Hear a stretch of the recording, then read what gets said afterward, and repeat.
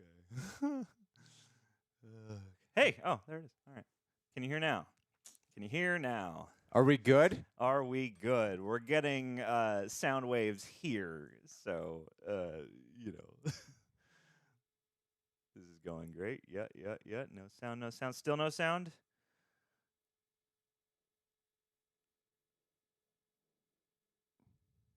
Yeah, There they we can hear go. it. Fix. Okay. Well, John, you were there with me, and John was like, "Oh, we should look at the back." And I'm like, fine. Oh, no, we're lagging. Ah, this doesn't make any sense. It does make sense. We should have done it in the main house. All right. We just move this computer back. No, John, there's no time. All right. There's no time. Capacity. It's okay. No. This is how it goes. Don't stress out. All right. I need to just be able to see the chat. I will talk with people Okay. while you do stuff. Alrighty, guys. Well, listen. I just wanted to say that it's not John's fault. Okay?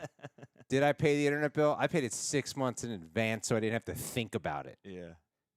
I did that right before the end of the year as a tax write-off, so Yeah, that way I didn't have to think about that shit because I constantly missed the internet bill. It's okay. You're gonna. Poor John. Oh look. Oh, let's resurrect the poor John sentiment again. Yes. Oh, boo-hoo. That's how John gets through life. Upload speed's pretty all right. Oh, John. All right, I'm just going to start talking and see what happens. Yeah. All right. Are we lagging? Does that mean we're lagging? What? I mean. Yeah, we're totally lagging, are we? It currently says excellent, but it keeps fluctuating.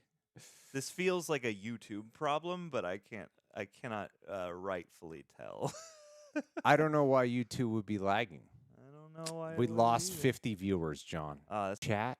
Sorry. God, John. There you go. Good. Now I can just look at the chat. I don't really want to talk to anyone. Okay. Well, for the moment, the stream is healthy, so. It's not. It's totally not. Yeah.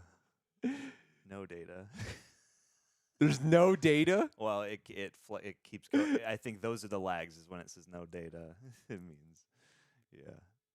If it's the YouTube's fault. Should have done it in the main house. I don't know if, well, I mean, the down and upload speeds are consistent with normal, so it shouldn't be this bad. Oh, Cody Leach. It's okay. Go watch Cody Leach. He's cool, I think. I don't know him personally, but, you know, he makes content people like. So I think maybe what we should do is, okay, what's it at right now? I gotta have to cut all this out. Dude, it's going on. Okay. All right, I'm going to get sincere here for a second. It's kind of going off a little bit too much. Mm-hmm. It's happening a little too often. Mm-hmm. And I feel like we need to kind of do something about this in a serious manner. Okay. So should I call the internet company and see what's... I personally wouldn't have 2024 be any other way because this is just going to be a great memory and a great story to tell people down the road. Yes. You know what I mean? All right. If we're not really lagging, then I guess we're just going to do it. All right. I think we're just going to do it. All right. All right. People are saying it's fine, so we should just keep going. It's fine. All right. I'll go back to making and bro. abusing John in just a second, but I had to get sincere for a second. I'm sorry. It Always kills the chemistry. Sincere. And I feel like that actually ruins the impression that people have of our dynamic. Sure. So I'm sorry. It's okay. I'm sorry. I didn't mean to do that. I'll get through it somehow. Yeah. I'll figure it out. I know. I paid in advance. That way they don't deal with this shit and it's getting worse than before. You paid in advance so that they can check out and be like, yeah, all whatever. right. So here's what we're going to do. All right. A few minutes. Let's see.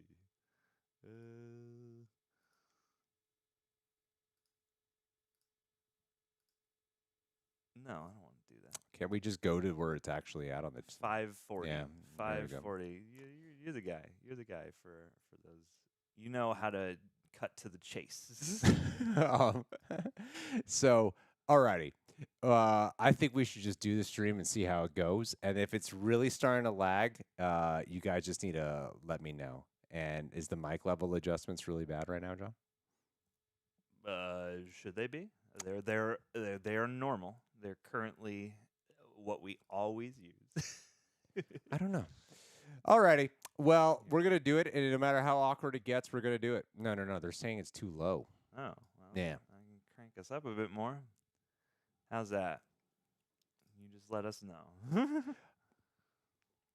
I gotta it's really bugging me now. Now I gotta see what it's at. Yeah, Now I'm at a point where I just gotta see how it's playing for you guys, because I'm thinking about the playback, and I'd rather just wait a little bit longer and start again, for a third time, lose more viewers. As long as if we can just have an actual good looking stream, then because right now because it keeps going from it's fine to it's not fine, and it's fluctuating way too much.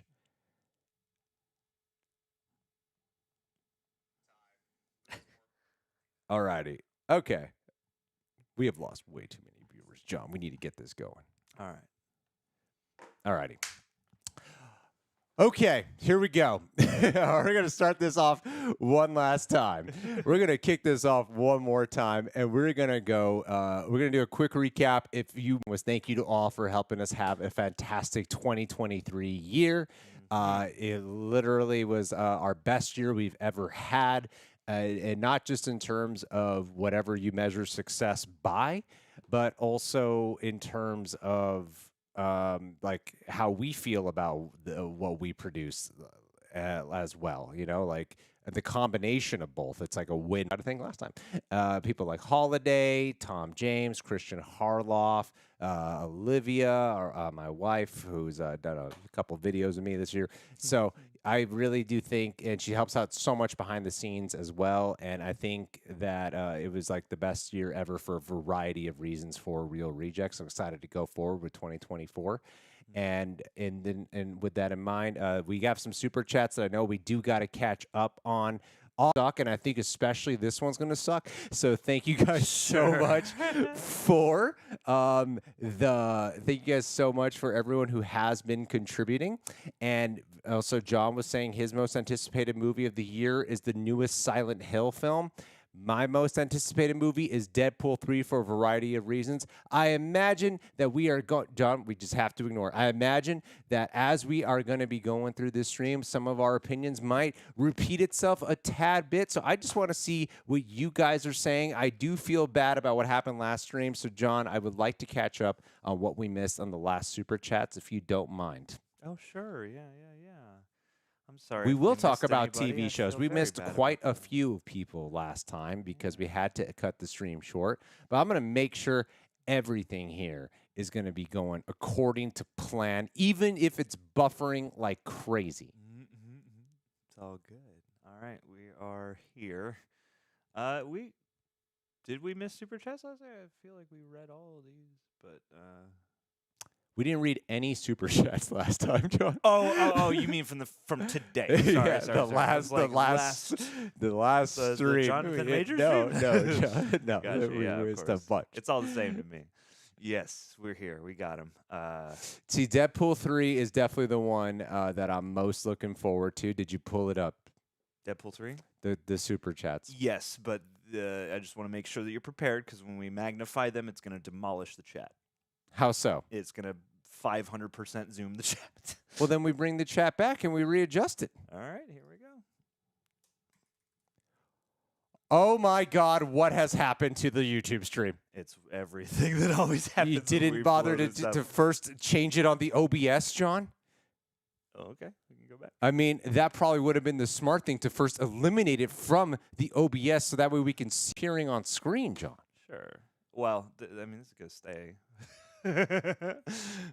Why would it stay, John? Because, you know. It doesn't make any sense where you're getting at. It's okay. There we go. Ooh, I don't like the way it looks. Well, you're going to love it in a hot second here. I don't like it. There we go. Yeah. Looks great. That looks perfect. We got a $sign at the top. We got an to exclamation. show the monetary value Yes. that we bring to the super chat. Yeah, totally, man. It's great. No, John White, I got this under control, man. Please. There is no need to panic at this time. Watch, guys. At this time. Oh, no, trust me. There's going to be plenty of reasons to panic. They're I'm lost. And he is gone. We do need to hit up OB. All right, John. Yeah, that's me. Why don't you just talk a little bit? You seem so. Things this year, and I just can't keep it all inside. I don't treat John like we're an old married couple. I don't. Never. We've never been married. I treat John the way John should be treated. It's what I invite upon myself, truly, truly, and honestly. You probably what you want to do is also. I didn't mean to upset you. Compensate. People think I'm the for your abusive live one, but chat. people have no idea what John's like behind the scenes. Yeah, I'm like Leah Michelle. I can't read. That's what I was missing. That was the step I was missing. And I John, was that's where you come in handy. Yeah. There you go, John. You did it, man. You did it, dude. Hey, that's not too bad. That should be fine. All right. Yeah. Hey, John, before I slap you around, can you tell people that I'm actually kind of nice to you when the camera's not rolling? Greg hardly ever slaps me anymore. Hashtag free John. That's the best comment. Hashtag free John. I will blink thrice love if that I am under comment. duress. John, normally you surrender to the craziness that's happening, and you just seem so tight right now in the shoulders. What's going on? I need a massage. I haven't had one in all of 2024. Is that really what's happening right now? That I'm tight in the shoulders? Yeah. Well, you know, my brain Hashtag free brain's John. whirring right now. What are you worried about? The gears are turning, and I'm trying to ignore the gears Do in I- favor of just focusing in on my most anticipated movies. Okay, fine. Okay. John, please. I could, yeah, here we go. This is my plan all along. Oh, yeah. You're so sweaty. Am I? Yeah, well, you're moist. Why do you have such moist shoulders? Oh, maybe that's my spray conditioner everywhere. That's how I do. That's how I show that I love you. Don't you know that when you draw attention to someone behaving a little bit tense, that makes them It relieves loosen up? tension. It makes them it's loosen like a up, massage, right? Yeah, That's the it's way like it having works, somebody, right? Yeah, Yeah. like work out a knot. This is a really nice, like one area massage, though. This is like I'm like my John, shoulder I definitely know what needs I'm this. doing. I can feel the knots. Oh yeah. You see, this is Oh. great because I like to give hard massages, and Olivia hates the way I yeah. massage her. Oh, dude. So now, instead of massaging my wife, I can massage John. this works out for the both of us. This works out so well, and like my muscles, like I'm trying to stretch. We will read the super every chats, day I promise. because my muscles tend to be so tight. When I was getting my physical therapy for my back and my hamstrings, like they extended my leg and they were like, "Have you ever seen a hamstring this tight?" You know, So- you know what I love about this, guys, is that we have barely talked. Mike Mike Joyce, thank you for Joyce. kicking off our first super chat of the year. Yes, buddy. The movie I am most excited for is Beetlejuice 2, Beetlejuice 2, Beetlejuice 2. Oh no! You know, I'm actually excited for this movie, John. Do you know why I'm excited for this movie? Because Tim Burton admitted that his time at Disney has been detrimental. Yes, exactly. He admitted his time has been detrimental. He has talked about how this felt like he himself is returning to form with this. I love the addition of Jenna Ortega, There she- who has, blossomed into superstardom with the movie Wednesday, which Tim Burton cast her in, the show Wednesday, which Tim Burton cast her in. She- And now she's a superstar. And so to see what's happening here, the return of Michael Keaton, the whole shebang, I really feel like this is coming from a good place, and Tim Burton has postponed doing the sequel for so long. Yeah. And I think he really felt like it was the right to being, finding Excited their for love for Tim a Burton Tim once Burton again, you know? joint. Yeah, no, I mean, I am apprehensive for obvious reasons, but I am curious and excited, and I do hope that this marks a return to form for a filmmaker I used to love and be so excited by, and has recently, taken an uninspiring turn.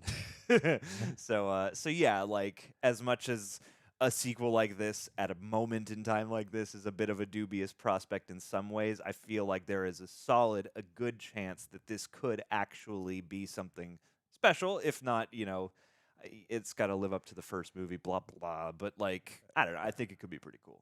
I tried massaging Tara on screen, and she got really upset and said it was very inappropriate. Well, what movie were you watching?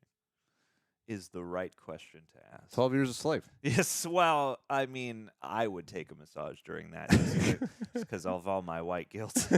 But you know, So I don't know what her problem Yeah, was. she And then missed my out, wife dude. came in and she was yelling. She's like, "You shouldn't be touching other women like that." And I said, "Shut up." And then she smacked her. filed for divorce. And I said, "I'm sorry." So I'm not signing And this. I said, "I can't sign this right now. I just can't afford a So we're not divorce. getting divorced. I'll pay for the internet." Ed, our second super chat of the year. We are from really driving ahead in this stream. Super excited for your reaction to the Percy Jackson TV show. It's really good.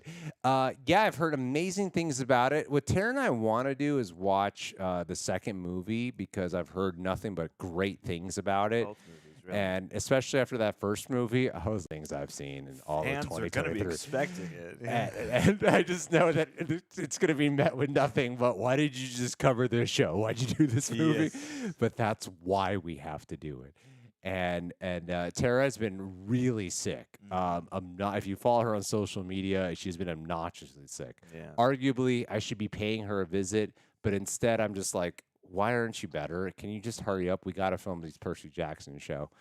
And I feel like they're like, "You're not a good boss, Greg. You're not going to check up on me. You only care about getting me, or you keep threatening to fire me if I don't get better." And I'm like, well, that's America for you, Tara. That's That's how it's America supposed for to you. go. I have I mean, I want to hear more about your adventures with Percy Jackson, but I feel like we should acknowledge this one thing from the chat just now. What? That Scram 7 is rumored to maybe be being retooled as just a reboot with no continuation. Is that true? Verified in the chat. I think you just totally got like catfished here. Oh, damn. Sky the Magnanimous. As just some like random thing that someone's saying in the chat. I don't know, man. That's it how could be a easy it real is rumor. to get someone's Could attention. It could be a real rumor. Could be a It- real it's rumor. It is now a real rumor. is indeed a real We rumor. have made it a real Yes. rumor. Yes. I missed. Oh, All right. let's drive we gotta ahead on catch the up. super chats. Our third super chat of the year goes to Connor Lawrence, who says, "Oi, mate, you guys are great. Thank you. Oi, mate. Thank you so much." Love you wherever you're from. If you're out in Australia or New Zealand. Yeah, I think Stu will live in Scream 7. I feel like they got to just go all out on Scream 7. Just going to get this out of the way. All out. They got to bring back Nev Campbell, Courtney Cox, Dewey, Jamie Kennedy, Sarah Michelle Gellar. Sure. Throw in Freddie Prinze Jr. in there. Yeah, Jennifer Love Hewitt, Ryan Phillippe. Do the whole shebang. Get Devon Sawa in there. Wes Craven, deep fake him. Yes. You got to do the whole thing, and bam, I guarantee you everyone's going to forgive all the things that happened. And it's a crossover with Five Nights at Freddy's. Oh, number 4 here. Hey! Number 4, Real Oh! 31K. Real. Happy belated Brick? New Year, everyone. Looking forward to all the content this year. Thank you so much. Looking forward to all the content this year, too. Well, you said looking forward to all the content this year. So I'm going to use this as an opportunity based off of a couple of things that I saw in the chat here to bring it back to the topic at hand. Boogie. One thing I'm very much looking forward to finally getting this year, I feel like undoubtedly, probably relatively soon, is we're finally going to get the announcement. Around You know it's year after month. I don't know what the deal is. You know, it'd be cool if they film it and we never find out. I miss a time How cool where would that be? would be possible. You know, there's a time where we were able to get away with something like that. But how excellent would it be if they happen to just shoot it and then the first thing we get is like a teaser trailer? Yeah. And they still don't show us the faces. Then everyone down. has to come to the movie to see the faces. Dude, I think Variety is full of shit. I gotta say, Variety's stock has lowered in terms like of their like drama clickbait shit is ridiculous. bit. Like, It's a bit much. I'm not here to. I'm going to slightly defend the Dave Chappelle thing, all right? Oh, I watched it right when it came out. yes. And then the first thing I see is like it's from Variety is like it's nothing but a barrage of transphobe jokes, and then there's also like, are there some trans jokes in there? There's a few. Is there some? And I'm not here to say like whether or not you should or shouldn't be offended. I'm just saying like the way they pitch it is it's just this like onslaught of jokes. So I'm like, it's not. It's just him yelling trans people for an hour and a half. And then the other one is they took a line that he says and they made it seem like the way when you put it in a quote tweet when you're trying to get people to click your article when he says I love to punch down. The way they present it makes it seem like he's just telling people a fact about himself of like, but I'm like, no, it's clear in this special that is a satirical comment he is making right there. It's setup. It's a joke, yeah. And then when you read it, it's just like Dave Chappelle's admitting he likes to. I'm like, that's not what's happening there. He's confronting and challenging the idea. I'm not saying whether or not you should or shouldn't be offended by shit he says. That's not what I'm saying. I am saying that like I was very much in that moment going, the way you're presenting this is not at all what actually happens in this. And it's sad because Variety and Hollywood Reporter were like the two mega trades, and now to see Variety, at least their reputation plummet so hard has been fascinating and kind of a bummer, Definitely. John. I remember the olden days. I think we got to read from Cairo here, who was our 5th super chat of the year. Number 5. I'm keeping track. Yeah. I'm not going to write it down. I'm just going to remember. Okay. Cairo. What is Cairo saying, John? Dude, Cairo is saying thoughts on Henry Cavill and Amazon reaching an agreement with Games Workshop for a Warhammer. If they have reached an agreement, that seems about ideal because, as we all know, Henry Cavill, dedicated gamer, loves Warhammer 40,000. And I think that if he could get on a project that people want to make that he's excited about, that maybe has the chance to just do what it wants to do unencumbered, justice for Henry Cavill, because like he has had a weird, rough go of it in terms of the public eye and the roles he's been able to inhabit. Well, definitely. I feel like, especially for Henry Cavill, when it came to The Witcher, he was very much outspoken about how if it ain't broke, don't fix it. That's the quote. Yeah, that's the saying. If you ain't broke, don't get money. If it isn't if broke, it's not broke, don't. All about the books. And then when it started to deviate, to my understanding, as someone who has not played the games or read the books, to my understanding, it deviates very much so from it, or it really does its own thing. And he wanted out.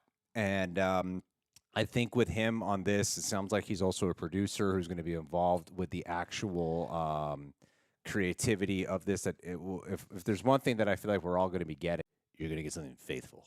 Yeah, you're going to get something that he's at least able to make sure that isn't retooled and or watered down, because I mean, he's had both versions of that experience. He's had the dream role completely reworked by major studio like after the fact and before the fact with something like Witcher. So I hope that this is his opportunity to get like a dream project that isn't marred by something. But guys, in the chat, are you guys excited to see what Chris Hemsworth brings? Are you excited to see if Chris Hemsworth will deliver? I am morbidly curious. I don't think we're going to react to it, honestly. You mean Liam Hemsworth. What did I say? You said Chris, and I was like, are we going to Furiosa right now? Because I am anticipating Furiosa. But yeah, Liam, everyone's favorite Hemsworth, Liam Hemsworth. Definitely. Jeff Carroll, who is, to make things complicated, is going to be our 6th, 7th, and 8th super chat of the year. That's what we like to see. That's how you do it, all right. Jeff Carroll. Okay, let's read all 3 of these, and then we're going to see what we have. It sounds like you've given us some things to riff off of here, which I really appreciate. Let's do it. It says, Happy New Year, guys. Got my wife a Space Baby shirt for Xmas, and she loves it. I'm glad she does. It's one of our favorites. Thank you so much for getting that from RejectNationShop.com. Really looking forward to Dune 2. Double P3, Inside Out 2, and curious to see what comes out of the animated Lord of the Rings film. Ooh, I don't know much about that. Okay, let's just read the rest of these really quick. Okay. Also, can't wait for Tara to get better so he can get to the Percy Jackson show. It's my favorite book series of all time. So grateful the show's bringing it to life so beautifully. Hey. It's so faithful to the books. And when it diverges, it's purposeful and still honors the source material. Oh, that's good to hear. Really great for my favorite channel. Is going to cover my favorite book. All love. Oh, we're going to cover the book. We're gonna read the book on camera to ourselves silently. Yes. And then we're going to give you the most pure book reaction. It's going to be like a really protracted ASMR where you hear the page turn once in a while. You hear us breathe. So much time you're going to see me going back because I'm going to knowing me, I'm going to read for a while and be like, oh my God, I don't even know what I just read. I need to like go back and start like 3 pages ago because I've just let my brain trail off. That's how a lot of my reading happens. So Dune 2, I can't wait to see this movie, John, because that's one we're definitely going to be watching in the theaters no matter what. Yes. No matter what. Yes. Dune 2, I feel so bad for Denis Villeneuve, this guy. Aww. I mean, remember like he had all that with the first Dune movie? Yeah. And that got released with the year of HBO Max and them releasing everything day and date. Still did well in the theaters. Yeah. And then the delays here, but he wants us to lead into the rest of the rest of the Duneverse. Yeah, I don't know jack about it. I have friends who are so into the Duneverse, and I'm like, oh, that sounds great. Can't wait to watch it. Can't wait to be given the Cliff's Notes. I'm definitely not going to be reading that soon, but a lot. Sounds cool, man. lot. But I see the way they light up, and Denis' reverency for the source material seems to shine on screen, according to what other people say. But regardless, I mean, that's the cool bridge that I feel like that's, you know? Yeah. Yeah, absolutely. I mean, like, it's always, anytime something is deemed unfilmable or like way too ambitious, like it's a fun prospect to live under because someone's Sure. going to do it. And this was one of them where that's all I knew about it is like David Lynch tried and did not succeed. and so, yeah, I'm just, I want to know what will be different or what will be sort of expanded upon with Dune 2 versus the first Dune movie. But yeah, I'm quite excited. And to see how that expands into... You mean to take that there? See how that expands into these shows. And I mean, he said he wants to do the third book movie also and has said, I'm going to take a break before I do that, but I want to do a third movie too. So, yeah, I mean, that's the thing now is, like, I know they can do it, and I know it's going to look pretty good. It's going to, change and what they're going to add to it and all that stuff, And yeah, welcome back to normalcy. It's a good thing I showered at this one because I had a towel to clean that up. Hey, it was all meant to be. All this was meant to be. I want this back, John. Yeah, you should have it. It's a good thing for you to have. Okay. Alrighty. Well, and then, of course, Inside Out 2. Yes. Pixar's really in need of a rebound, and I really think that a sequel is honestly the way to go. Like, clearly their originals are not something that audiences are flocking to, even when they're phenomenal. Like, they're not, or because and it's Disney's fault. It is what Disney has done with their, like, putting the day they decided to put Soul on Disney Plus was one of the most diluted the theatrical going experience immensely for the Pixar brand. And I think a way to get audiences back into Pixar is deliver a great sequel. That's really just the way it is, because I think people's nostalgia and the love that they have for it will warrant them, will compel them to go back to the theaters, I think. Yeah. For it. And they need like a big hit. Like Elemental did well, but it was one of those movies that are like, it had legs, it grew, it picked up steam, but it was not a juggernaut the way how Pixar used to be, and it wasn't big out the gate. It's twofold, yeah, because Pixar both has been diluted by Disney's streaming practices, but I think they need a redefining moment, because like we all associate Pixar with things that are off of making like transcendent movies that punch above what your average animated movie is doing, and I feel like that is also a thing they need to get back to, because we need to get back to the cinema. I mean, kind of. Like, that's the thing is I think Soul comes quite close. I think it borders on transcendent, and I haven't seen Luca, I haven't seen Elemental. But it seems like Pixar, you'll see like a pretty good or like an average to good Pixar movie. Definitely. Whereas like the greatness is a little further and farther between now. Yeah. But yeah, I'm hoping that Inside Out 2 could fill that role, because Inside Out 1, I thought was probably, if not Soul, probably the last time they had one that was like, man, this is something special. Be what, number 9? It is number 9. 1,000%. You nailed it, my friend. Number 9. JP, thank you for jumping into the J stream. Dune. Also, I have you guys to thank as my main inspiration for starting my own channel and podcast this year. Thank you guys. Much love. And I love that you gave yourself an echo. Yes. I would love to check out your podcast and give you a like. John will love to be a guest on your podcast. Yes, I will. Whore me out. John is ready to go all out I'll on be a guest JP on any McNumera's podcast today. Anybody's podcast. But I first, love yours. Squeezing John into other people's schedules. Sure. Whatever you need from me, I'll do. Yeah. Whatever's worth. If you tell me good job, I'll do it. Every week he is telling me about his new podcast that he wants to work on. He's going to study, and I'm just like, dude, you just got to do it. I had to level with him last time. Like, you just got to do it, even if it's like shitty the first time. This is our second live stream today. You need to get that out of your system. You just got to do it and just make some mistakes, and then even if it's crap, like what matters is you got to find your flow. Thanks. It does.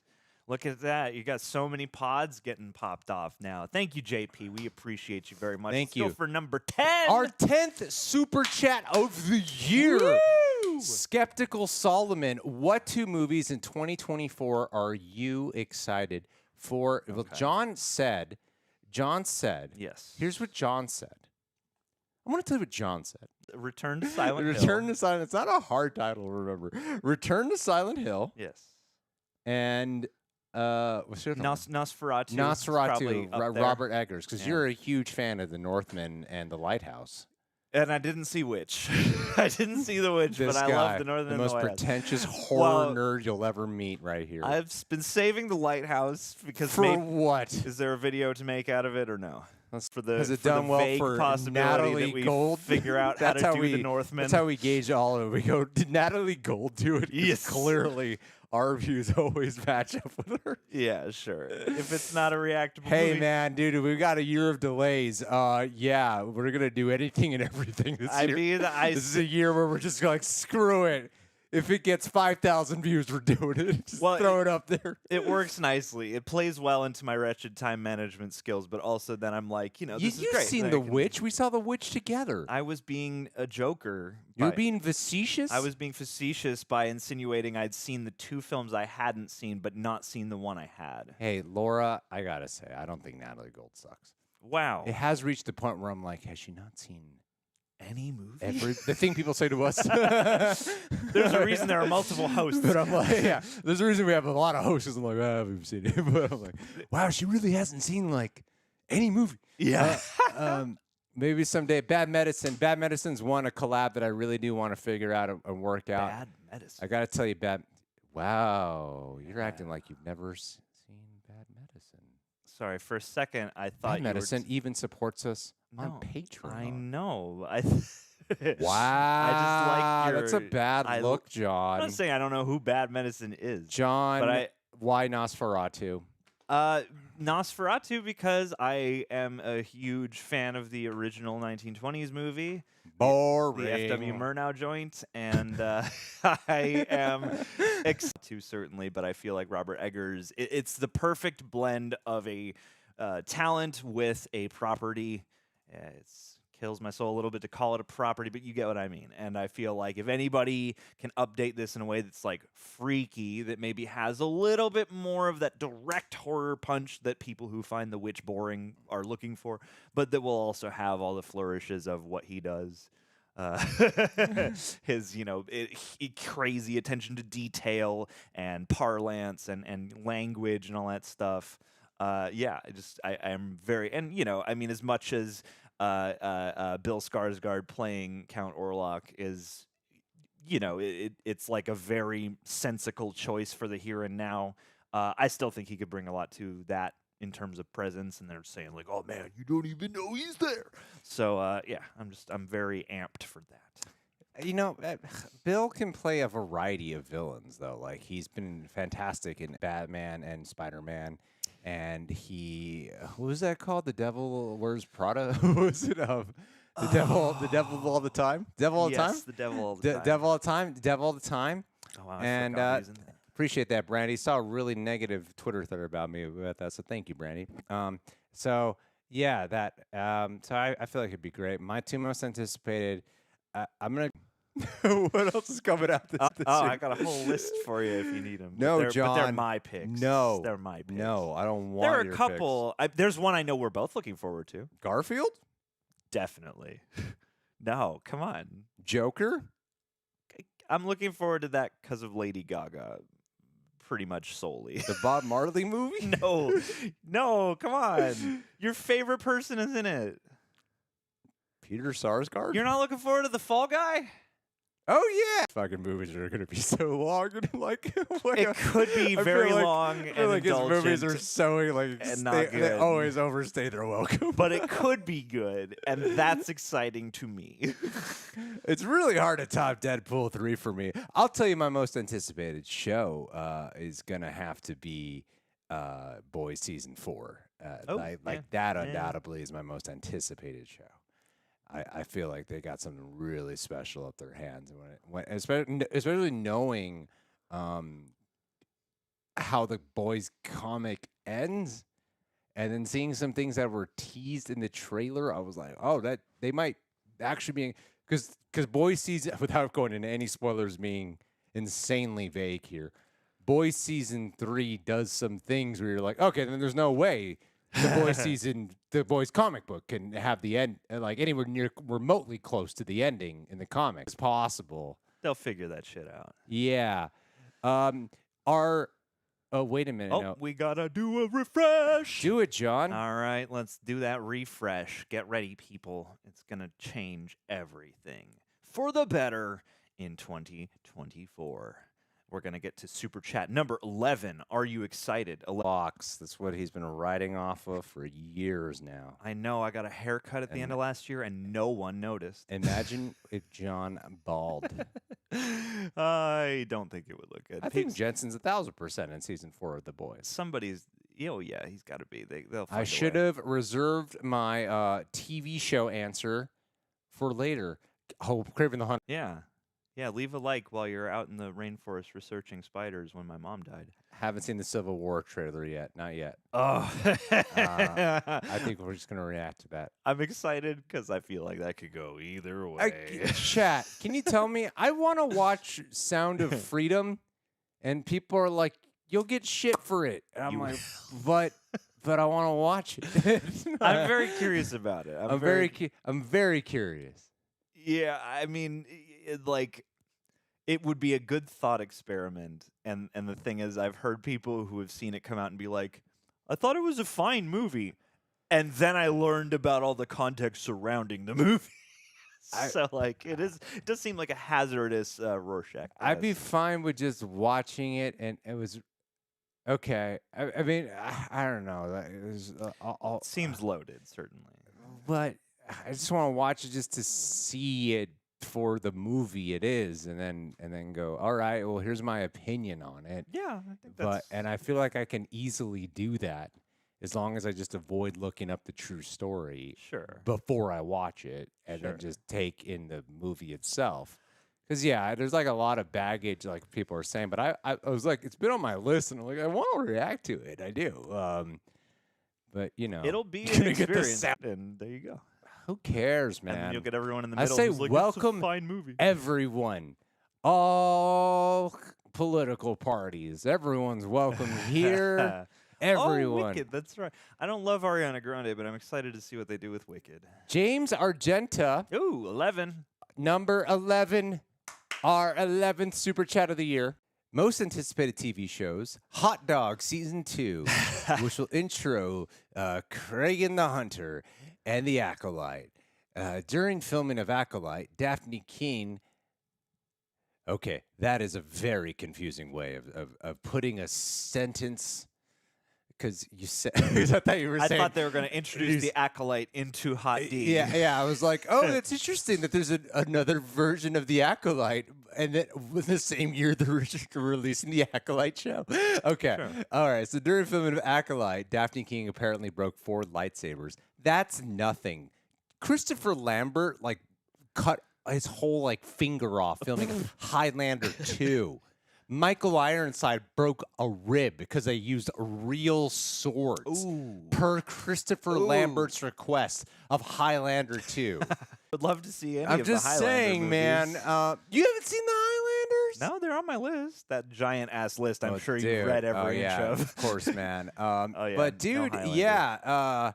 that's a Hot Dog Season 2. I'm really much looking forward to because I don't know jack about what's supposed to happen. I would like to what ends up happening is reading a Wikipedia just does not cut it for me. Nope. I need the experience, so I usually have to rewatch everything in the middle of all the other stuff we're doing, and so I'm rewatching House of the Dragon Season 1's not a problem. That's easy, but then I had this thought go off in my brain of that I heard it might ruin some stuff. Oh, well. Because there's stuff I don't remember about Game of Thrones that's boded well for the reaction experience of House of the Dragon. Yeah. Because I forget about where some of this is supposed to go. I think. Is it about hot dogs? Lillian, it is. It's about dragons delivering hot dogs. It's about a class of people, who have hot dog delivery dragons, and they just spend all day crushing meat into casings. Yeah, it's great. It's a real vegan show. Love this comment. It's a real animal. Will it enter the allegory. public domain? You gonna do anything with it? We're gonna write our own Steamboat Willie movie now. And we're gonna write our own Winnie the Pooh movie. We're gonna write our own. I don't know why they haven't done a crossover yet. But They're gonna, because there's no copyrights anymore. They can. I'm holding out a high hope for Acolyte as well because the Star Wars fandom is one that. I think they get crapped on so much. I love franchises and I love cameos. I love all the nostalgia. I love member berries. I do when they're done right. I think there's a way to do it right. Some people see anything remotely close to it and immediately like take cameos, for example. People often roll their eyes at cameos, but I think cameos suck when that's the point of them. Sure. When they use it to get people in seats versus them actually being just a great cherry on top. That's when I think they're awful. But a lot of times cameos can be phenomenal. Sure. Easter eggs can be amazing and freaking. They can be very fun. Yeah, franchises too, and I think Star Wars in particular is in this weird spot right now, and so I'm really hoping that Acolyte picks up. And our 12th super chat of the year, 12. Thank you, Elijah. That's a really kind comment. Elijah Harris, number 12 super chat. Robert Pressure. Woo. Jacob Elordi. Hey. Do you know who that is? I do. I don't think I've seen a performance yet, but I know who he is. Everyone's about him. Looks like the carton version. I'm sure it won't make 1 billion, but more than 400 million. That's a very specific guess. That's a good window. I think that's a suitable window of profit there. Yeah. Hot dog taste when brought by dragons. I agree. Yeah. I mean, I think Jacob Elordi, he's in the show Euphoria. Oh. Dad. Yeah. Okay. I've seen him really abusive. He's the not Barry Kogan guy in Saltburn, which I also haven't seen. But I haven't seen Saltburn, but I've seen people in the chat right now talking about Saltburn. Literally 4 comments in the chat talking about Saltburn.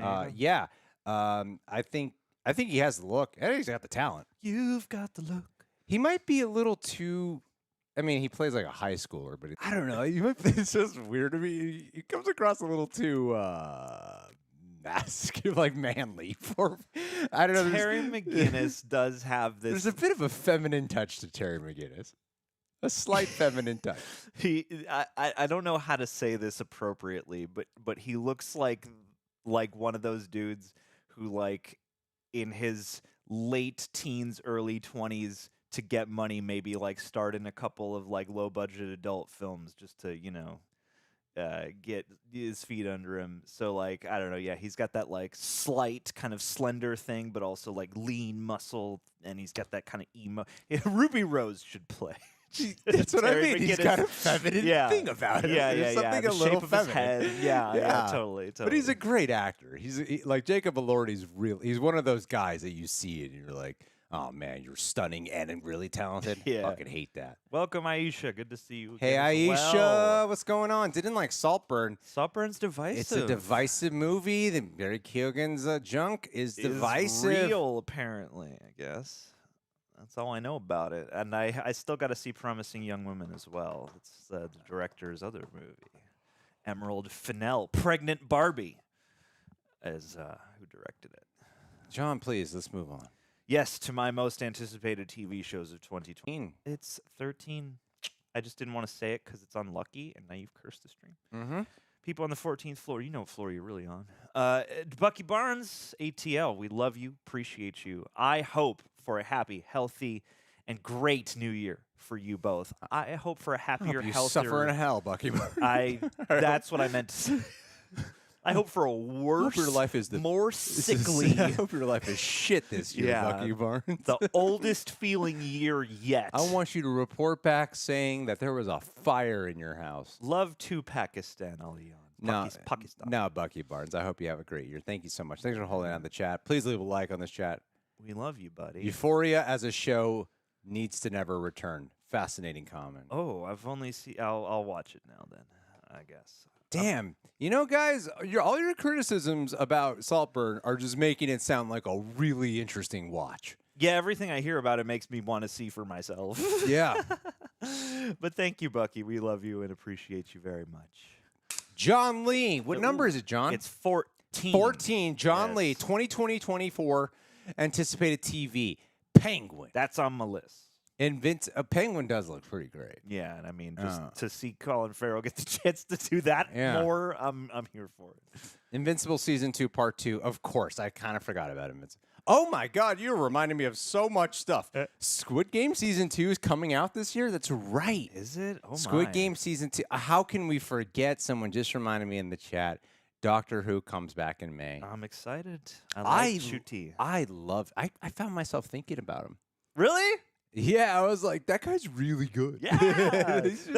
he's a really good doctor. Yeah. That is the gratifying thing about Doctor Who is no matter, with less experience of the old classics, but like no matter how the era is perceived from a writing creative standpoint, they have always chosen a worthy actor, a compelling actor to be the Doctor, and Ncuti Gatwa is perfectly in line with that, at least so far. I think, it was one episode I loved watching. I was hooked, and then watching the trailer for what he's got in store for this coming season. I can't wait to see more of Doctor Who from him.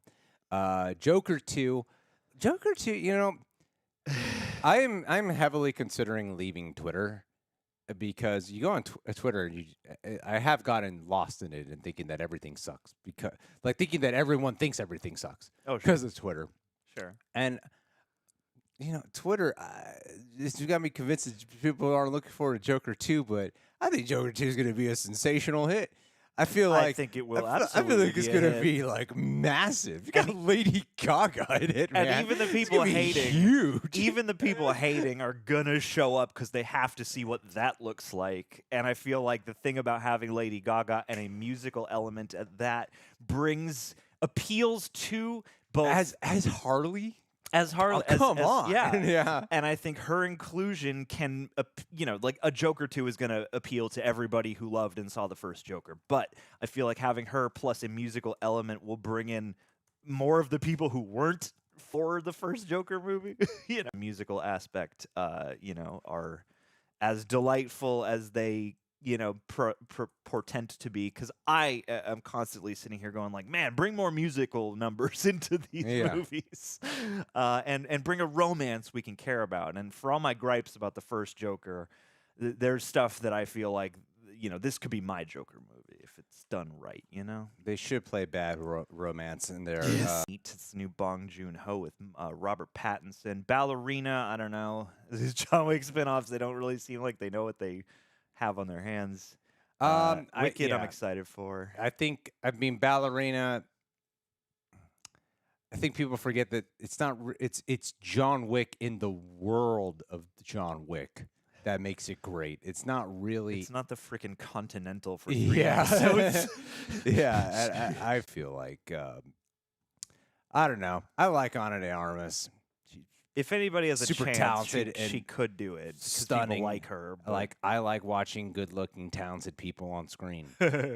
Guy or girl, doesn't matter to me, or whatever your pronoun is. Like I just like watching good-looking, talented people. I like watching ugly, talented people. Yes. I like watching good-looking people who aren't talented. Yeah. There's plenty of that too. It doesn't matter. I want them all. Also, could just comment in the chat. What is Trap? I've seen the title of this movie. I know nothing about it, but let's go to 15. 15, Mustafa Jav. My theory on the Captain America reshoots has to do with Sabra and the conflict in Gaza. Do you agree? If so, what should the best route be? I think they should actually take a discernible stance. Yeah, no, I do think that I think that there's constantly reshoots and retooling happening for films all the time. I think I give you the most general fucking answer that could apply to like any. Probably correct. Like Hollywood is notorious for doing that when it comes to always like, kind of concerned about backlash of any kind. Well, yeah, and especially with something to this degree, they're gonna. It's very much on their radar. It'd be shocking if it's not. Well, so they're going to make the changes that they're gonna make. Yeah, and from the company for various reasons, I could imagine this theory being based in reality to some extent. I mean, it's a tough situation because I mean, yeah, if you're gonna bring your like national Israel superhero into this, and also all that could possibly like without a global conflict happening, that conversation about like the tricky, dubious nature of like creating superheroes who are like literally supposed to personify nations and states and countries. I don't know. I'm conflicted because I feel like a Captain America of all Marvel movies ought to be, have some kind of I don't envy anybody working on the new Captain America. Let's just say that. John, who Ooh. is our 16th? Who is our 16th Super Chat of the year? Kaylee. Thank you, Kaylee, for being here. Hi, John and Greg. In terms of TV shows. Are we frozen? I don't think so. Not right now. Everything is... I'm going to make... 1,000% frozen. Oh, wow. Interesting. Well, here, let me see what happens if I just turn the camera off. Back on. New problems. That's what I like in 2024. It's all new problems. No. How about this? Before we do any of that destruction, let's just ooh, virtual camera. Okay. It's not registering the camera. Yeah. And it should. 1 second, guys. Can you hear us though? If you can still hear us, we're still okay. Video capture device. That's what we want. Okay. Cam link 4K. Damn. All right. Plug it in, plug it back in. Plug it in, They can still we out here typing stuff. We out here 2024. Oh, John, did you fix it? We fixed it. We back in. Some random ass issues That's on what I'm this talking stream. about. Doesn't matter. Never had that happen. But hey, check it out. In terms of TV shows, Kaylee says, I know it's not in 2024, but I cannot wait to see The Last of Us Season 2 and celebrate with the whole cast at the award shows in the next couple of weeks. Greg and Andrew and Tara and John. Look out. We're going to mix it up. This year it's going to be Greg and Tara and Andrew and John. And Andrew's going to spoil it every second of the way along for John. Where this happens. Yeah. Also, it's just like The Dark Knight. Yeah.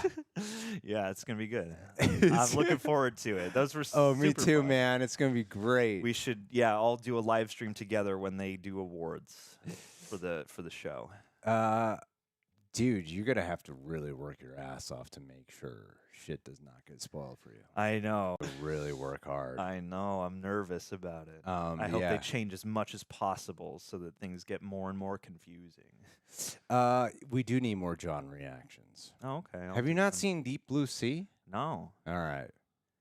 Am I gonna watch that alone? No. Everybody's seen Deep Blue Sea? It's not as easy to get everyone on camera as you might think. Oh, I found a thing that can let us record movie. I'm excited for last. Oh, Joe Coy's hosted the Golden Globes. Oh, I'm down. Okay. So, yeah, when it comes to what were we talking about, John? Last of Us season 2. Last of Us season 2. Last of Us season 2. I think that there's an actress who's going to be getting who's already been cast for it, a role of the Abby, and I'm just not looking forward to all the shit that she's going to unnecessarily get, even though she's just playing a character. Oh, and getting run off social media and all. Yeah, because you know how it goes, especially if you're a lady. You know how that shit goes down. They're like, "You're real to me, and I hate you." Yes. You represent all the women I can't say this to in my actual life. So, yeah, man. I'm looking forward to it. But more shark movie reactions. I agree. Thank you, down. Kayleigh. That's a very generous I'm super chat. down. Thank you. I haven't seen any of the Jaws sequels. Oh, my God. Wait a minute. Hold on a second. I lost count. That's 12, 13, 14, 15, 16, All right. 17th super chat of the year. Kiana Chanel. Hi, Kiana. Hey. She says, Happy New Year, handsome Greg. Thank you for directing Dude. that just at me. Excited to see more from y'all. Oh, handsome Greg. Well, it's handsome Rob. Yeah. Rob, yeah. It's Seth Green's like, oh, handsome Rob. Oh, hey. Oh, I'm not very Yeah, bright. okay. Yeah, that movie could be better now. But anyway, Happy New Year to you. Happy New Year Thank to you you, for Kiana. the love and support. Thank you. Are we buffering Your again? thirst tweets. Oh, I hope not. No, it says we're excellent, and I always believe what YouTube says. Yeah, fucking YouTube. I mean, I just look over to the left and I see your little screen, and I'm like, we're doing all right.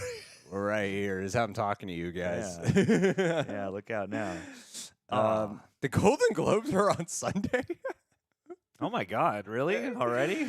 We I should guess- react to it and be like, I haven't seen any of this shit. Yes. What is Yeah, I've been saving all these movies for later. Happy early birthday, Morningstar. Who is Oh. our 17th super chat of the year, John? Kiana Chanel is, but who's number 18? No, wasn't she 16? No, Kayleigh was 16. Are you sure? Yeah, we did the count. Hold on. Okay, because Bucky was 13, right? Bucky 13, 14, 15, 16, 17. Oh, you're right. Who's our 18th super chat of the year? Hey, we got Stubble McShave. Two Whoa. things we never do, but always have. You get what I mean. Anyway, Stubble, I'm looking forward to Megalopolis, a passion project that's a cross of Julius Caesar and Blade Runner by the guy who made Apocalypse Now and The Godfather. Damn, Coppola's coming back? That's right. It's written, directed, and produced by him. Wow. Stars Adam Driver, Forrest Whitaker, John Voight, Lawrence Fishburne, Aubrey Plaza, Shia LaBeouf, Jason Schwartzman, Talia Shire returning. Oh, that's Damn, cool. Not bad. Dusty Hoffs. Giancarlo Esposito, D.B. D.B. Sweeney.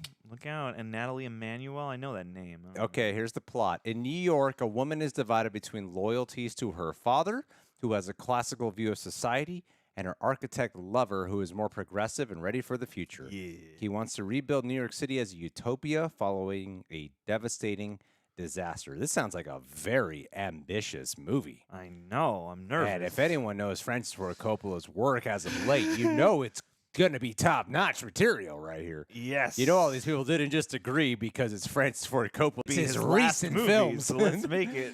Hey, one of our matches is live right now on the Showdown YouTube channel. So if you get bored, you can go watch that. Who are we playing? Don't tell me. Don't go to it. Just No, tell that me. sounds cool, Stubble. I'm interested. I hope it's good, man. It may be great if his last movie. I'm assuming it's going to be his last because he's like Maybe it'll bring him back. 90 and, he's not exactly looking the healthiest. What was his previous movie? Those are the Flower Moon. That's right, of course. It's a terrible film. With Christian Bale. Number 19, The Cali Kid. That's where we're at. Where are you guys from? I'm from here. John's from down the street. I'm from down the street. And I'm Greg's from up the street. I'm from 10 minutes away. Yes. Yeah. Yeah.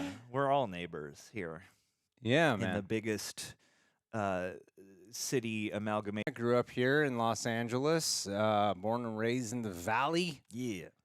See celebrities every day. Yeah. I saw Jason Statham in an arc light once. So did I. Hey. Think we were at the same screening. Oh. I see like a famous person every day. Dude. Just the other day, I saw Adam Driver masturbating. It's crazy. Saw Eddie Murphy taking a dump on the sidewalk. Yeah. The celebrities is treated like it's a private bathroom, and we just take photos, and it's a great time. Yeah, absolutely. It's a great time. It's the best time. I did see. Hashtag I'm John's neighbor. I saw William H. Macy in an old-timey pickup truck once. Hmm. And I saw him doing that as a job, moving someone's truck, sure, I believe towing it. He's just because an he hasn't old-timey. been working enough. No, he's not in enough Jackie things. Mason. Jackie Mason, number 20. Number 20. Love my space babies tee I got for Christmas. Any chance you guys will be at MegaCon in Orlando next month? I'm sending John. I'm going. I'll be there. John's gonna go to MegaCon. Join me for MegaCon. I will be hosting a live panel solo by myself, where I imagine what Greg and Coy would have said on the panel, and I recite it to you. I think that would be great. You're not. Oh my God, you got to see Sofia Coppola. Are we lagging again? Why are we always lagging? That's our thing. This is our new thing. For John is married to his long hair. I am. Yeah. So I would love to do some blaxploitation films. Are you kidding me? What? If that was a lane we could occupy, I would be there all day. What I would love to do is a Real Rejects live along the lives, because I really other than this crazy lag that's been happening the entire time. Normally these streams are just smooth and a lot of fun, and if they're not smooth, they're wacky and I think for those who have seen us at a live show, I think you'll see that they're very different than what other people usually get from a live show. Absolutely, I feel like it's not your typical. I think that would be. I would love to do a lot. Oh God, we keep lagging. Oh no, it was going so well. No, and I see it on the screen. It keeps happening the whole time, John. It's really pissing me off. No, it's pissing me off too. Well, you wanted to stream back here. Never again. I'll learn how to. I'll redo all this on the Streamlabs version. PJ, you might see us in person. I'm obsessed. 21, your average person. Hey, it's about time we met you. Good to see you. Hold on.